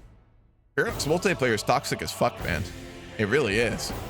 I didn't like it when Victory launched that they didn't add a chat system, and same with CK3. I now agree with it. Paradox multiplayer is fucking toxic. And there's some players who can stomach that, but I can't really anymore. Ran about how it sucks mechanically already. Didn't I already just do that, Green? I will rant about like the thing that pisses me out the most about it. Paradox is a game company and they're greedy as shit in terms of the actual company and executives. All they care about is increasing profit margins and expanding their company, right? Why the fuck don't you improve multiplayer? Multiplayer is a huge part of gaming, and especially competitive gaming. And when you have a strong multiplayer community, not only do you have high retention in your games, but they become more popular. Why the fuck is a company that really is motivated at this point primarily by money and looking to expand every way they can, not putting more work into stabilizing their multiplayer? I would say it's because they don't want to incentivize the toxicity, but that's clearly not true because they turn a blind eye to Hoi 4 multiplayer, which is fucking the scum of the earth half the time. It blows my fucking mind that a game company is not doing this when there's so much to be gained by. There's a whole niche of fucking tons of people out there who would get into these games if multiplayer was stable and it wasn't full of toxic people. The second one's hard to deal with. The first one is not as hard to deal with. It's a money issue and a time issue and a personnel issue. And it's fucking crazy that they don't do that shit, honestly. It really is mind-blowing to me. Maybe it's just way more difficult than I imagined. Maybe it really is incredibly hard. In reality, I think it is one thing. I think that it is, well, two things. One, they don't put the time, personnel, and cost into actually improving it and maintaining it. And two, when they really need to wait longer to release DLC updates in order to stabilize and test multiplayer, they rush it out for profits. I think those are the two reasons that we have unstable multiplayer. I could be wrong, but that's my guess. Fucking bullshit. Tours and tournaments of Game of Thrones are not going to have a fun time at all. No. No, it will be rough for a little while. I was chilling trying to play multiplayer on CK3 and Vicky. I shouldn't have to name my child Discord/link in order to get some guy to hang out while. Sure, if you're playing with friends, DM on like something else though. I just think public Discord lobbies do more harm than good, Lord Smoothies. You can play a game with other people without typing to them. I've only really ever seen public chats used in Paradox games to spam things that are either racial slurs, meme bullshit, or just fucking ridiculous. Every once in a while there's exceptions, but most of the time that's what it is. And I understand not wanting to support that. Now they should offset that by actually putting more effort, time, and personnel into maintaining good multiplayer communities. The community ambassadors for Paradox are not horrible, but they don't focus on multiplayer. Multiplayer on main Paradox Discords is a fucking joke if it's monitored at all or really organized at all. And they should, if they're not going to put up dedicated server and put effort into it, if they're going to like remove the chat box, they should have hired some people to manage the multiplayer aspects of their communities, which they didn't do. That is bullshit. I don't think that's okay, but I do agree with the concept. I think text chat in strategy games is like giving voice chats to MOBAs. Yeah, it just causes toxicity. And sure, there's some people out there who are willing to tolerate and deal with it, but the average the average Paradox player does not want to deal with that shit. They don't. And I get that. Especially Vic 3, I get. The Vic 2 community is so fucking toxic, man. A lot of the multiplayer community is very toxic, so I get that. CK2 wasn't as much. I'm a bit surprised they didn't do that, but I understand it. Hoi 4 has, I think, made them very gun-shy to dealing with this shit, and I don't blame them. The community full of, like, the far right at this point. A little bit of the far left, but he just ran about marks. The far right will give you death threats.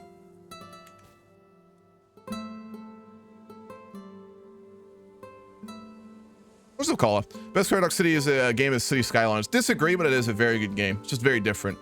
Managerial game. Do it on players.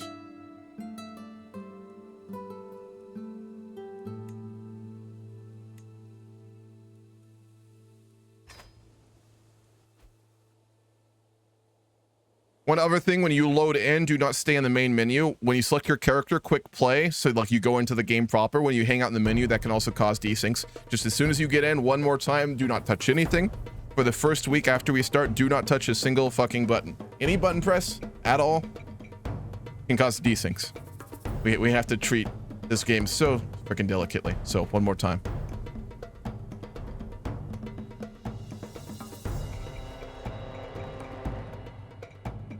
How's it going, Tia Gaming? VT, what's up?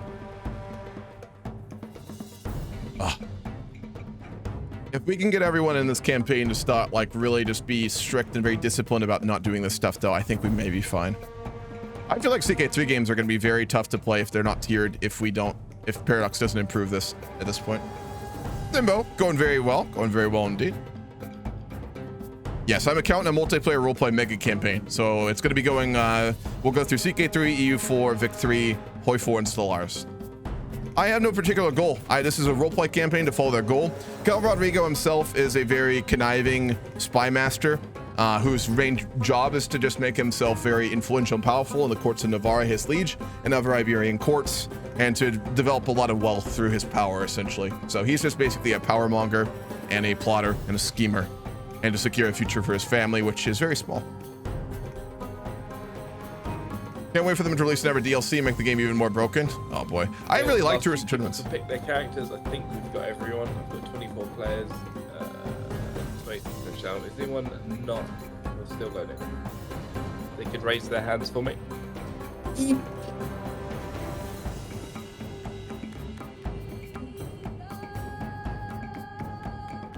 Okay, no hands are raised. One more time. Do not press any buttons for a week.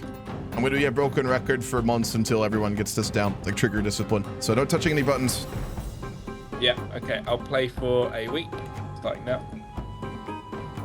There is always a chance we have some file issues, which is very worrying, but I think there's a good chance it's just button pressing.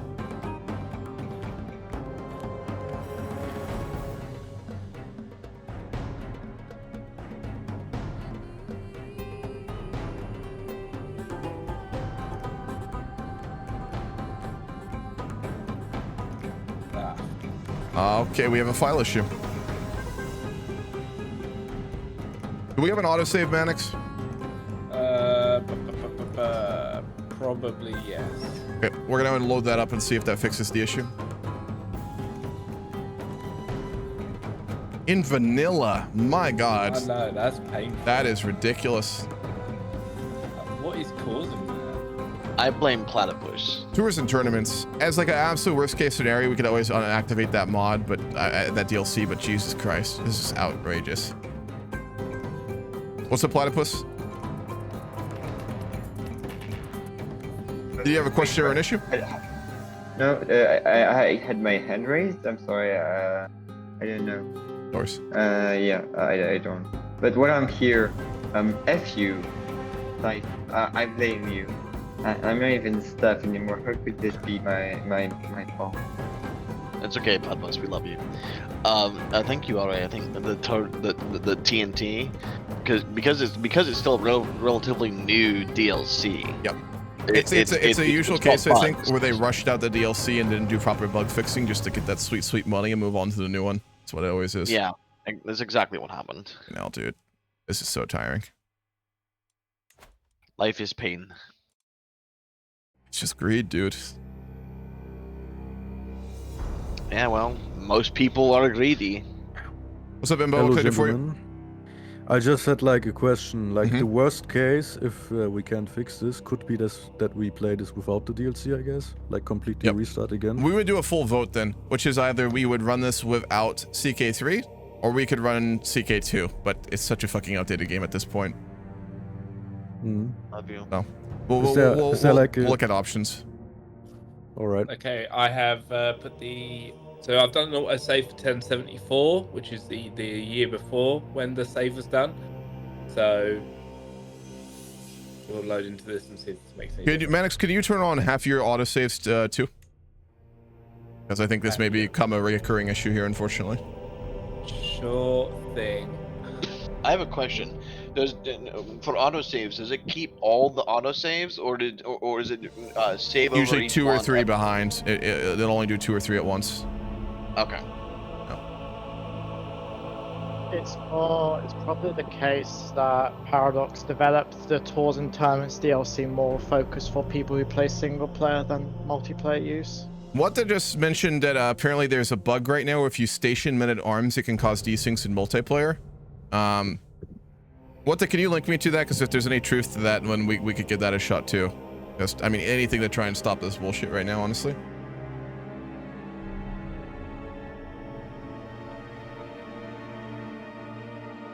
All right, out of sync for multiplayer.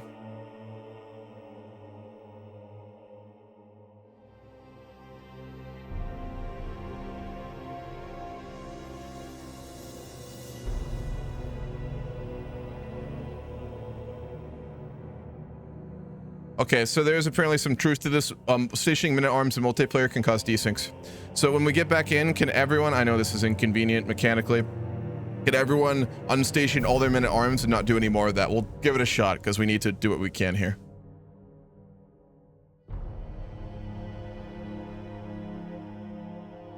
We have to do the janky shit that's fun. Platypus? I just to clarify, I think people shouldn't do it when they get back in. Like we should wait for the week thing and stuff. Correct. Well, that would change the state. Yeah. So we wait for a week and then we station them. Yes. After the week, if we don't immediately crash, we'll go ahead and everyone take off their men-at-arms and stop stationing them. If everyone knows how to do that, go to your military screen, click on any of the men-at-arms you have, and then there's that little circular button where you can unattach them to places.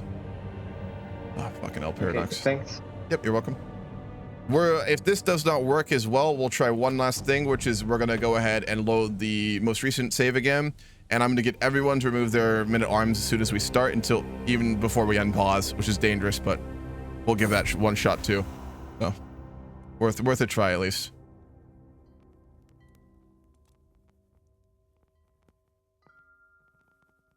Yeah, the problem becomes if it's a bug that if the AI station their men-at-arms. That's true. And but that affects it because it's usually player end. Oh yeah. Yeah. We'll see.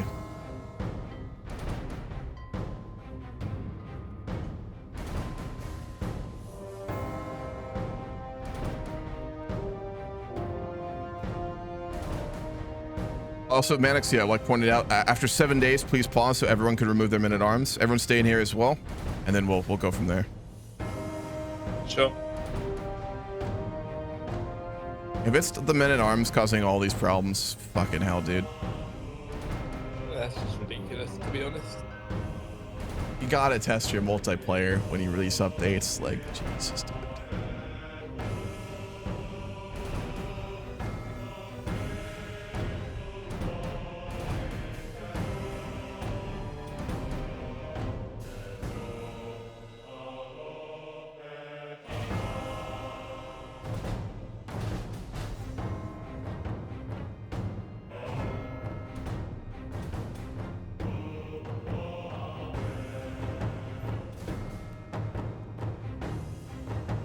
And like Corks brought up here, we also could try disabling the new DLC and then continuing the save and see what happens too. We'll do a few options. Oh boy, today is very technical. The first session obviously is. Yeah, gonna be like that.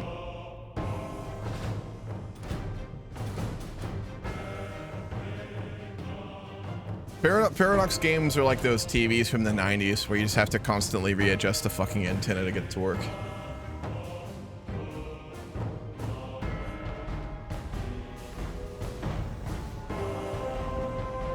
Thank you for the resubs.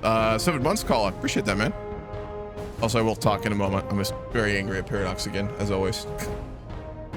Constant. Also, thank you for the follow, Just Charisma, and doing my time if you are still here. Appreciate that.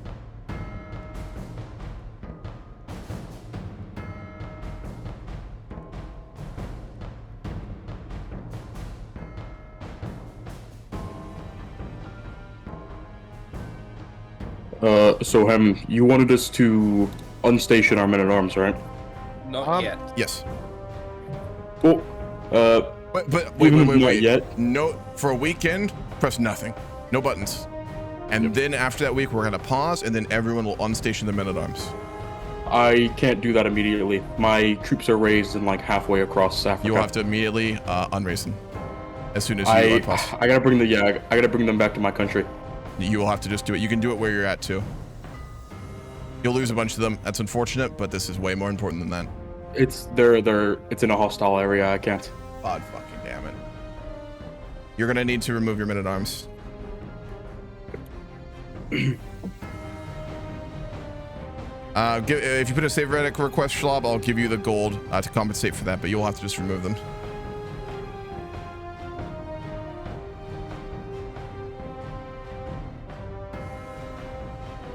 I will note this is also an autosave at 1074, so you might not still be in that war. Sure. I think it's important to note it's not a war. I was raiding people. Also, why are only 22 people in right now? We should have a few more. Folks, you do gotta join in here. Is anyone still waiting to join in?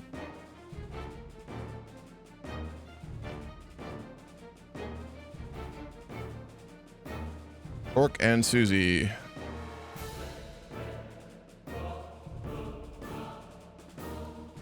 Sorry, I missed it again.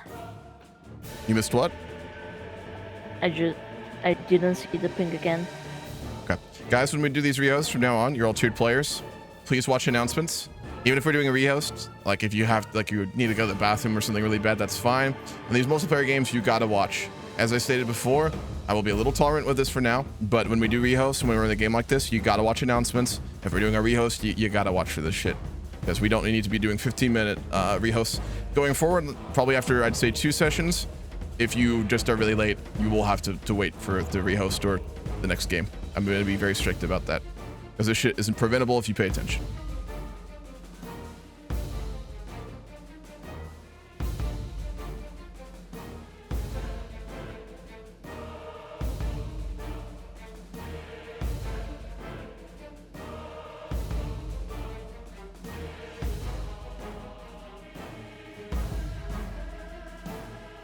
You have 20 regiments of heavy infantry. Are you a kingdom, C2? Why do you have that much?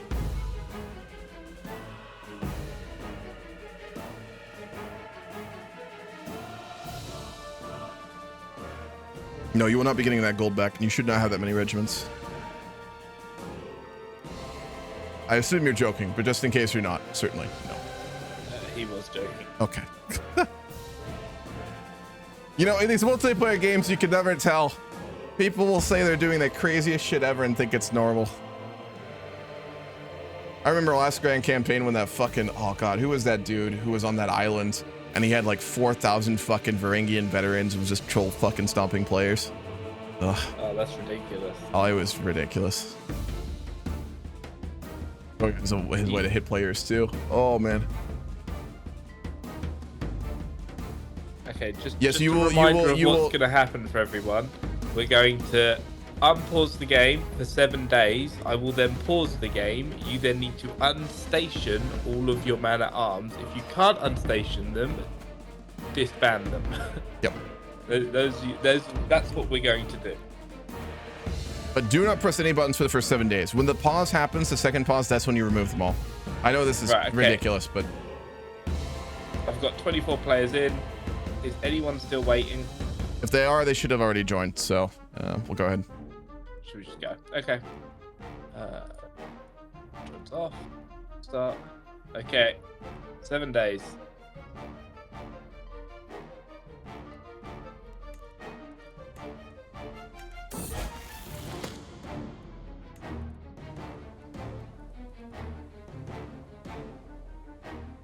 Okay, I'm going to pause it if everyone could unstation their man at arms. Just a reminder, if you don't know how to do this, click on your military button on the right, the crossed swords. If you look in the middle, you'll see men at arms. If you have any, you may not have any. Click on them. If it says unstationed, you're fine. Leave it like that, but they does not say unstationed. Click on it. Click on the little like circle thing, the station little like 2 circles, arrows looking at each other, and then change station holding and remove. That's what you need to do right now. If you're unable to do it, you are going to need to delete them, but you should be able to just change it. You can just right click on the circle and it unstations them.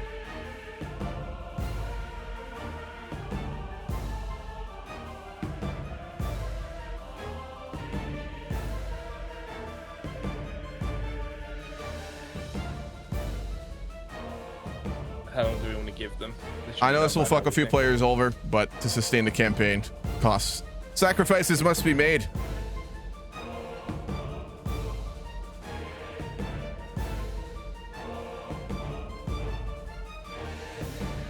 All right, we should be good. Is everyone done?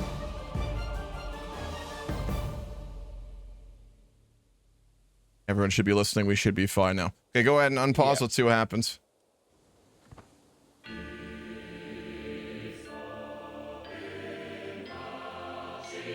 Oh, no.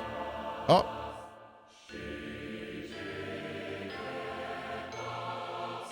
I swear to God, if it's fucking men-at-arms station, that's just ridiculous. This is a different save, mind you. That's true. So it could be either of those things. As long as it runs, that's what matters.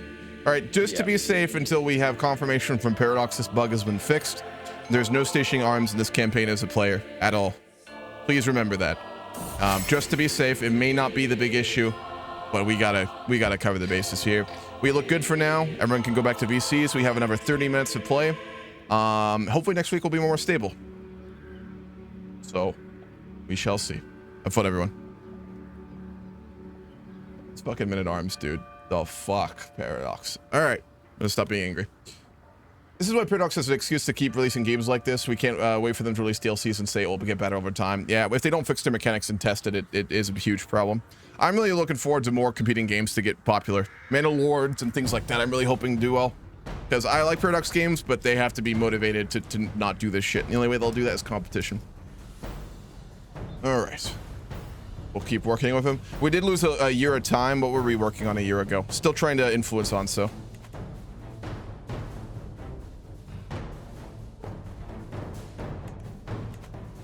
Joe, multiplayer is fantastic when it goes well. It's just, in Paradox games, it's such a hassle dealing with the instability. It's ridiculous. It's unnecessary, too. It's fine. It gets annoying at times like this, but then you get into the good points and it's worth it.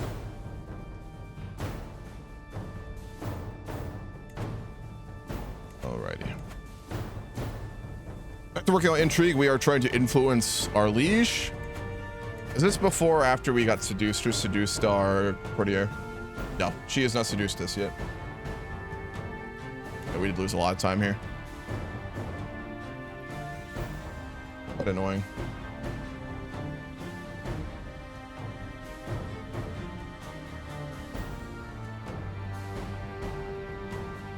Victoria 3 liberally diverts resources from other teams and abandons Imperator, yet they couldn't even improve it more than Vicky 2, which has 2 DLCs. Vicky 3 is better than Vicky 2. There's no debating that, except for probably colonialism, but yeah. They need to be better with their management on games. Tedious Feast becomes even worse when Catalea suggested readings of Travels in Byzantium. Thankfully, Yon soon suggested reading from the Holy Book instead. We would not like the Holy Book. Well, we might a little bit. Tough to say with him. I'm gonna be right back. I'm gonna grab some more water. Back in a moment.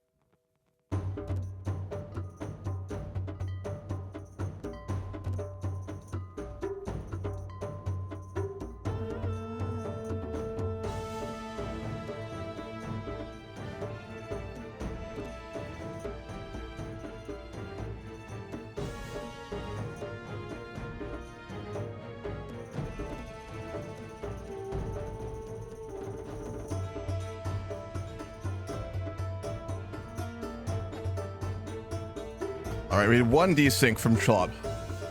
That's fine. That's manageable. Wonder if he had troop station. Let me ask him real quick.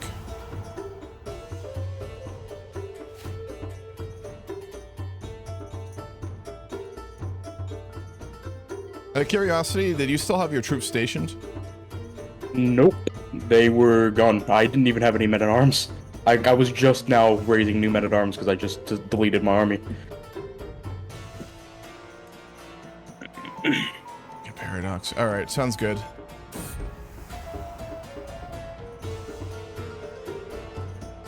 We did get seduced again by Catalina, though. Wonderful. We are now lovers.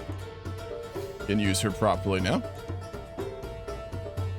It's the 14th of July when the game crashes. Yeah. We'll see if we get a hard crash.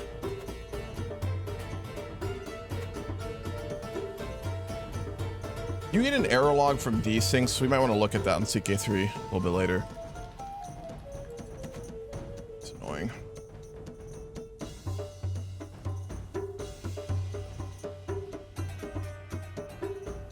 Oh, I agree, Curse.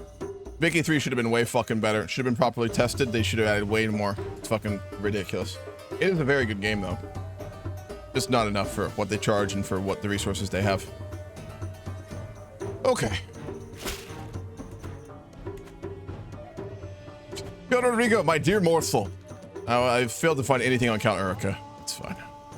Let's send her to the court of the Ever Vassal again this time. See if we can get any shit on one of our Ever Vassals. When do the signups close for the MD game? They do not close at all, actually. You're welcome to sign up.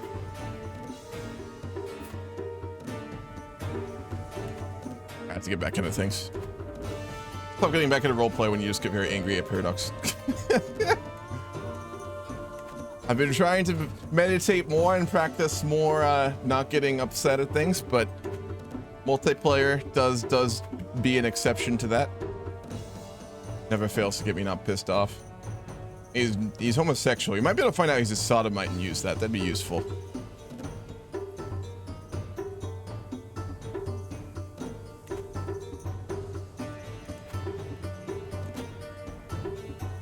Okay. Our wife got pregnant. In this timeline, we did not impregnate our lover, though, thankfully. Bullet dodge. First victim of conquest. We're not going to go out of our way to conquer. With him, the only way we'd expand is probably by getting hooks and in like forcing claims and things like that, or like killing our way into inheriting something and stuff like that. We're not going to be conquering with him. Maybe with our descendants.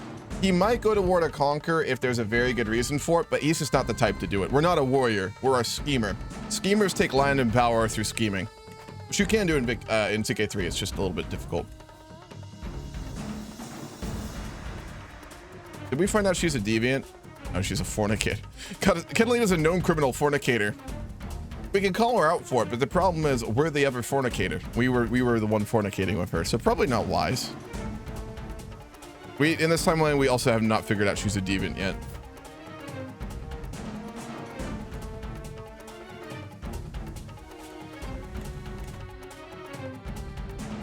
It sounds like the issue is Paradox using Nakama for MP. How so, Emperor?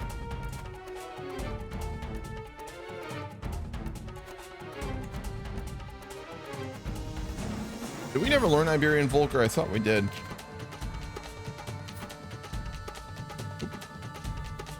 Which is why other games run fine. CK3 is forced Nakama. Really? Does Paradox say why they do that?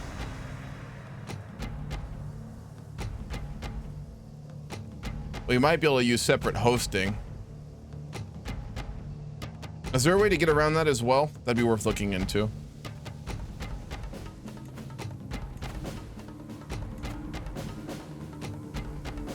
Curious. In Hoi Force Stellaris and E4, you have an option to open via base game or MP Nakama, and Nakama is always just bad. Okay, but CK3 forces you to. Is there any way to get around that though, Emperor?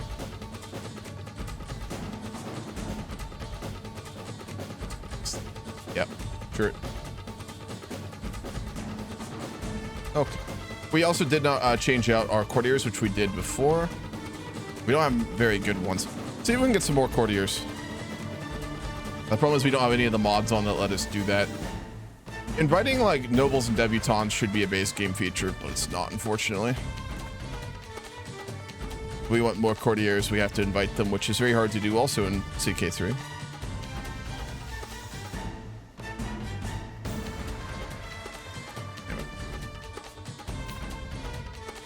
So it's a launcher thing.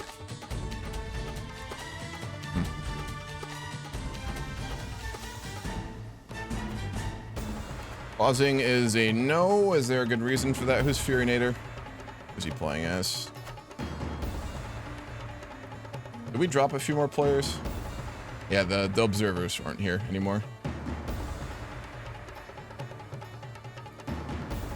Furinator is... That's Honk. Why is he paused?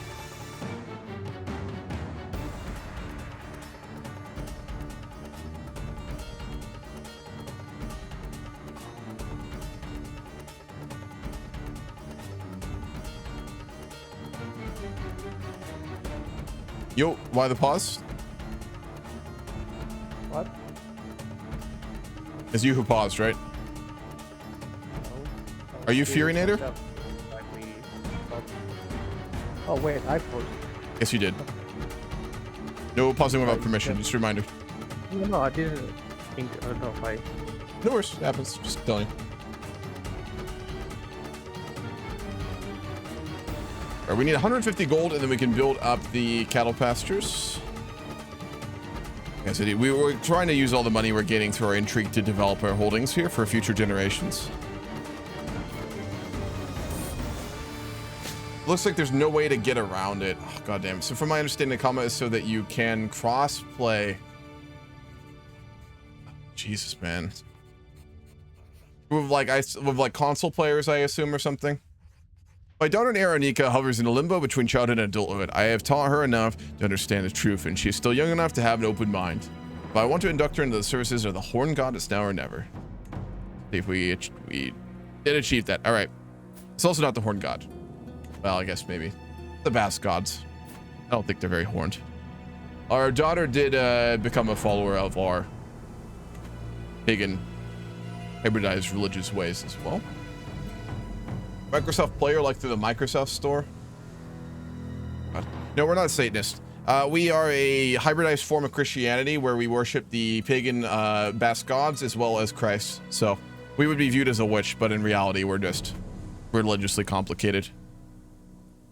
Is the narrative I'm going with for him on that. We have a physician, or is this before I got one? Oh, we have one. Okay.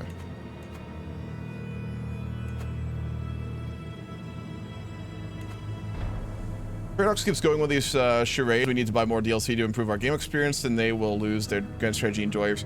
As soon as an alternative is presented, I think most Paradox players will move away from their games. The only reason they are still able to retain the players that they do, I think, is due to their monopoly on strategy games. Yes. If a good alternative is presented, most people would just leave. It does. Yeah.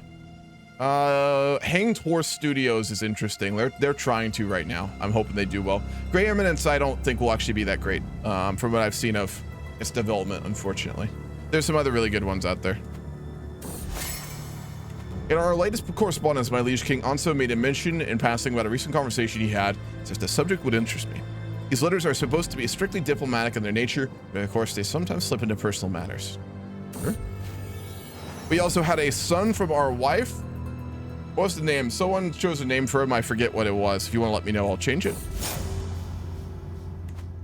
In his latest response, my Liege King also confessed that he actually knows nothing on the topic of and merely pretends for the sake of conversation. Oh boy, what are his traits again? Impatient, ambitious, and paranoid and irritable. He really does like us now, which is exactly what we wanted. Let's see if we can befriend him. Not a chance.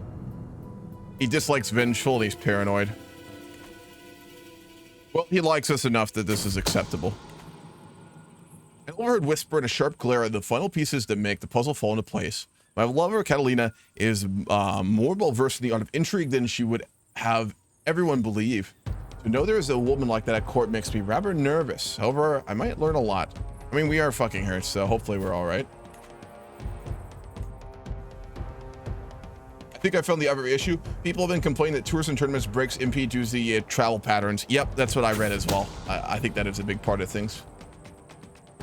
Olegario. Sounds good.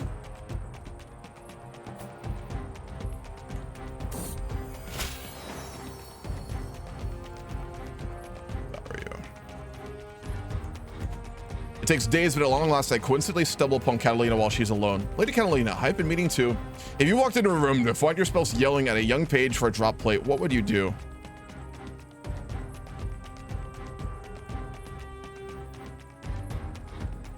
Punished. Betrothal from our daughter to the son of the other Count of Navarre. No. We don't respect him. We don't like him. We're looking for higher things for our daughter. She paused thoughtfully before continuing. In the middle of a march to battle, just as you're setting up camp, an officer approaches you to ask what should be done with a spy that has been caught. Make an example.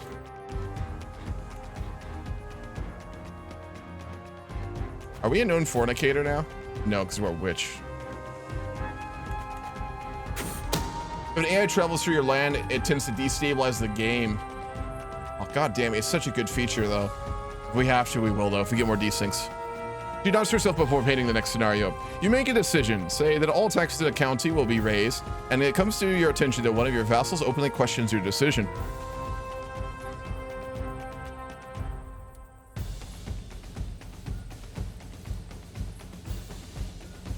Punishments.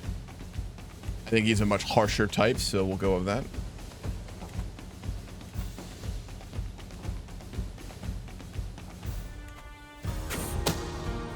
face is lit up by a surprisingly warm smile. You seem to be a man of sound judgment. He stretches before moving down the corridor on silent feet. Please join me. We have much to discuss. Oh, we got an intrigue lifestyle perk. Nice.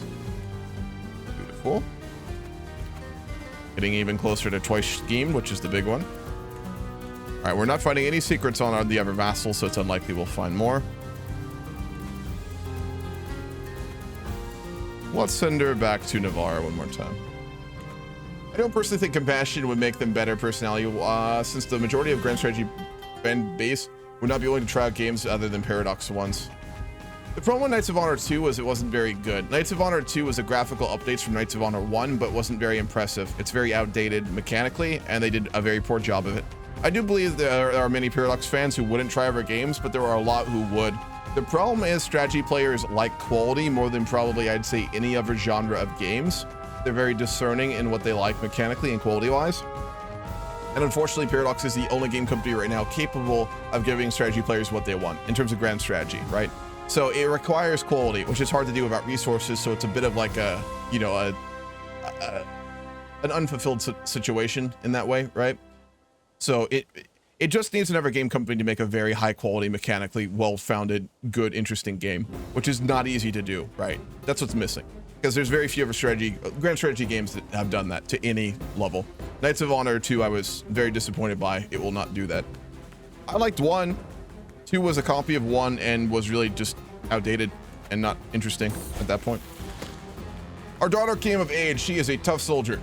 Just arrogant and compassionate. Let's see if we can find her a good husband.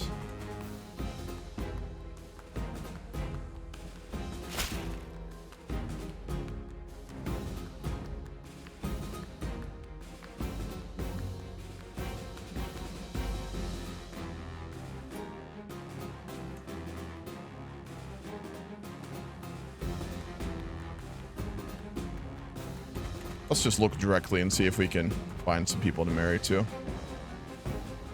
Our daughter.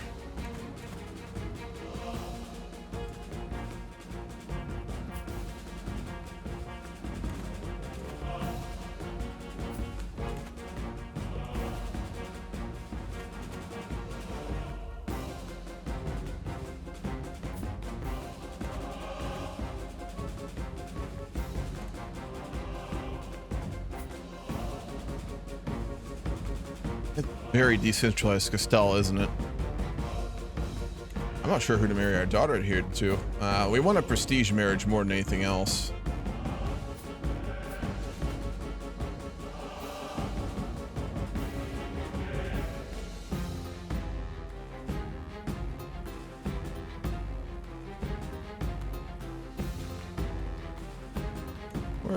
Where's Van Koers? Oh, he's too old. Ansbach? Is that Germany? Oh yeah, it's too far away. We'll wait, we'll find her a husband later. There's no good options right now. Is it only me or is victory repetitive to you too? I like trying to get the same lands for resources, etc. If you play not roleplay wise, it's very boring. Like for the casual play style, victory is very boring in its current state. I enjoy it and I can play a lot of it in multiplayer roleplay and I can even play in single player roleplay, but it does need more content. Mods do make it way better, much like CK3. Both are playable. Campaign's going good. Very good indeed. All right, how are we doing on our schemes right now? Oh, we are done with them. Okay. What would we work on at this point? We've gotten a very good relationship with the king.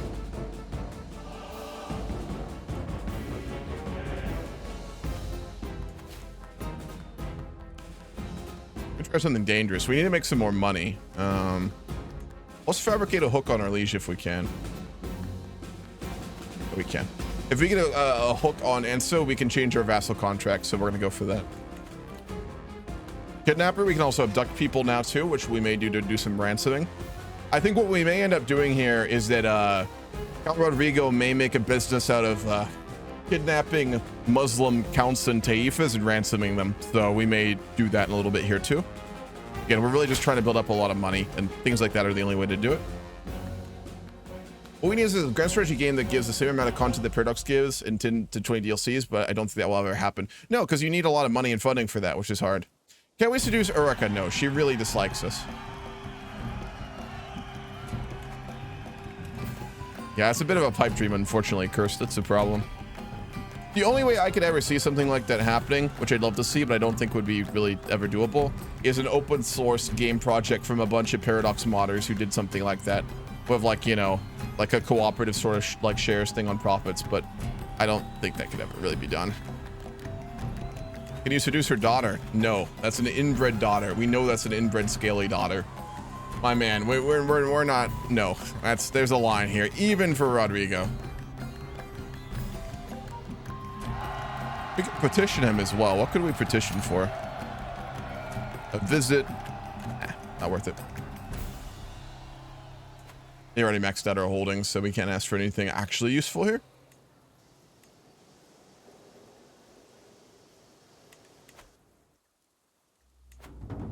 Battlements. We're looking on Bayless.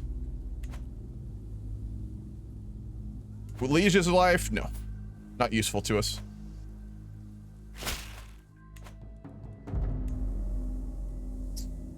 Yeah, not many siege left to find. We're going to send her to the court of Urica once more. See if we can blackmail her again.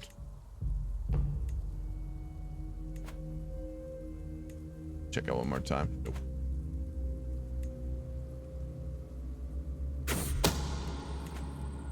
Like all Catholics, my liege king also shares more with God and by extension with Fernando than he shares with most mortals. If only I could get the archbishop to relay some of the king's fears and plans to me. Worth a shot. Wonderful. Got an issue, help from Archbishop Fernando. Get our claim. We're looking around a year left to get it, but we have almost a 100% chance, thankfully. We'll be able to renegotiate our contract. Now we know Curse plays seducers on CK3 and tries to seduce everyone. It's fun to do one of those characters every once in a while. Rodrigo is not like a seducer by nature. He's the type to like use it when he needs to, like with our spy master, but we're not like super lustful. We won't go out of our way for it, only if it benefits us.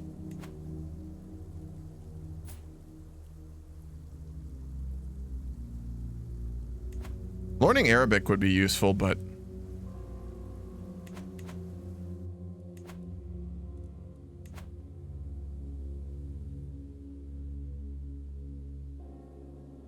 be quite difficult. Probably not worth our time. For a spy master like us, though, learning Arabic would be so fucking useful. How old are we? 32. It also does take off up a scheme. Is it a personal? I think it's a personal scheme, though. Let's see if we can try it. Yeah.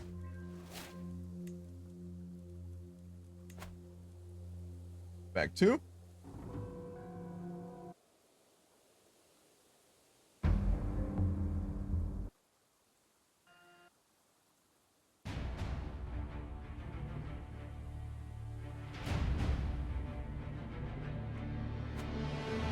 The French status? No, he doesn't have any children yet. He's actually unmarried?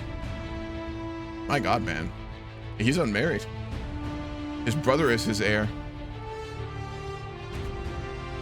France's royal family looks very uncemented and unstable right now. Okay.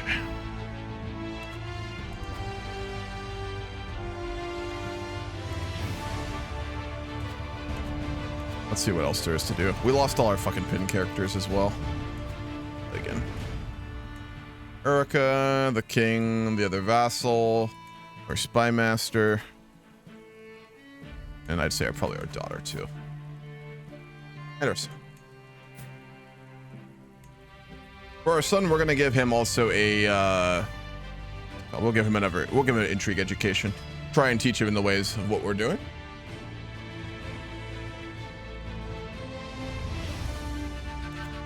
Yeah, given this is vanilla CK3, the AI will be much less intelligent than modded CK3. We'll still have enough to build those cattle ranges. We have very nice wheat fields too. We actually get quite a lot of income, and we give almost nothing away. CK3 starting, we will stop 15 minutes before, so in 4 minutes we'll end. I'll put out a 5-minute warning though. Policy is always to stop 15 minutes before.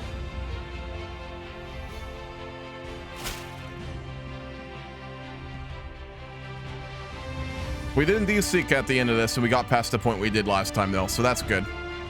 It is looking like either we had an issue with that save file, or it is that we just really cannot station men-at-arms, unfortunately. All right, we gotta go roleplay the British in a minute. You have the mod downloaded, right? Yeah, I do.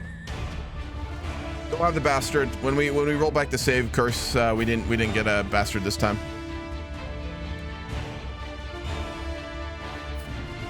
Like our heir and our son, our ward too. We're gonna teach him.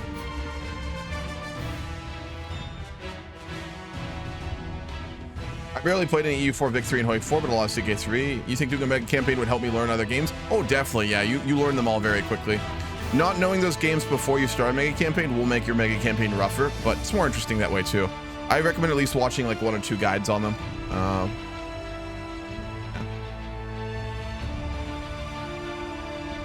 We could. We're not going to, though. Again, we're not a very lustful person. And we have no other counselors who are women. What about our liege's court, actually? I'm curious about that.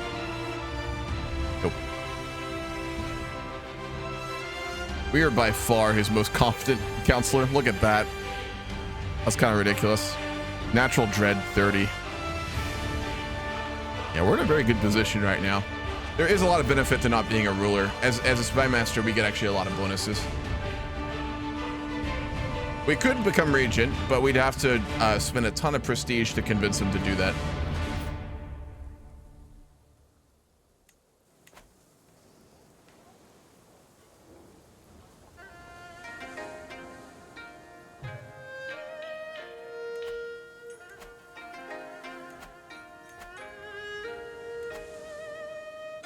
See if we get the hook before the game ends today.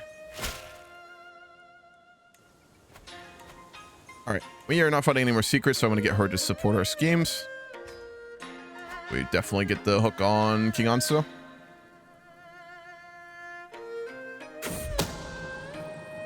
Would it not be wonderful if King Anso owed me? Not out of fear, but out of gratitude if I, for example, were to save him from vicious bandits while he was out traveling. Need vicious bandits like the men currently waiting outside the castle gate. I will charge in my guards at the last moment, driving them off and leaving Anso in a life's debt to me. Absolutely. My goodness, being a ruler really does take it out on you. I have to toil all day and much of the night in order to maintain my lands. The peasants lead blessed lives in respect. They don't know the pressures of rulership to weigh them down and cause them so much lethargy. Perhaps a little nap would do me good. I'll take a little nap. We did get a hook on our king, and let's renegotiate our contract with him in order to demand permanent council rights. Beautiful. All of our heirs going forward have a guaranteed place on the council of the kings of Navarre, which is exactly what I wanted us to get. So that's a huge goal of ours done in our lifetime already.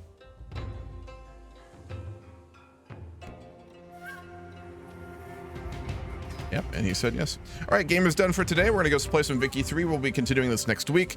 We're looking a little bit more stable, so I'm hoping next week it'll be a lot more fun. Hope you all enjoyed listening to me rant angrily about Paradox and didn't do a bit of roleplay every now and then.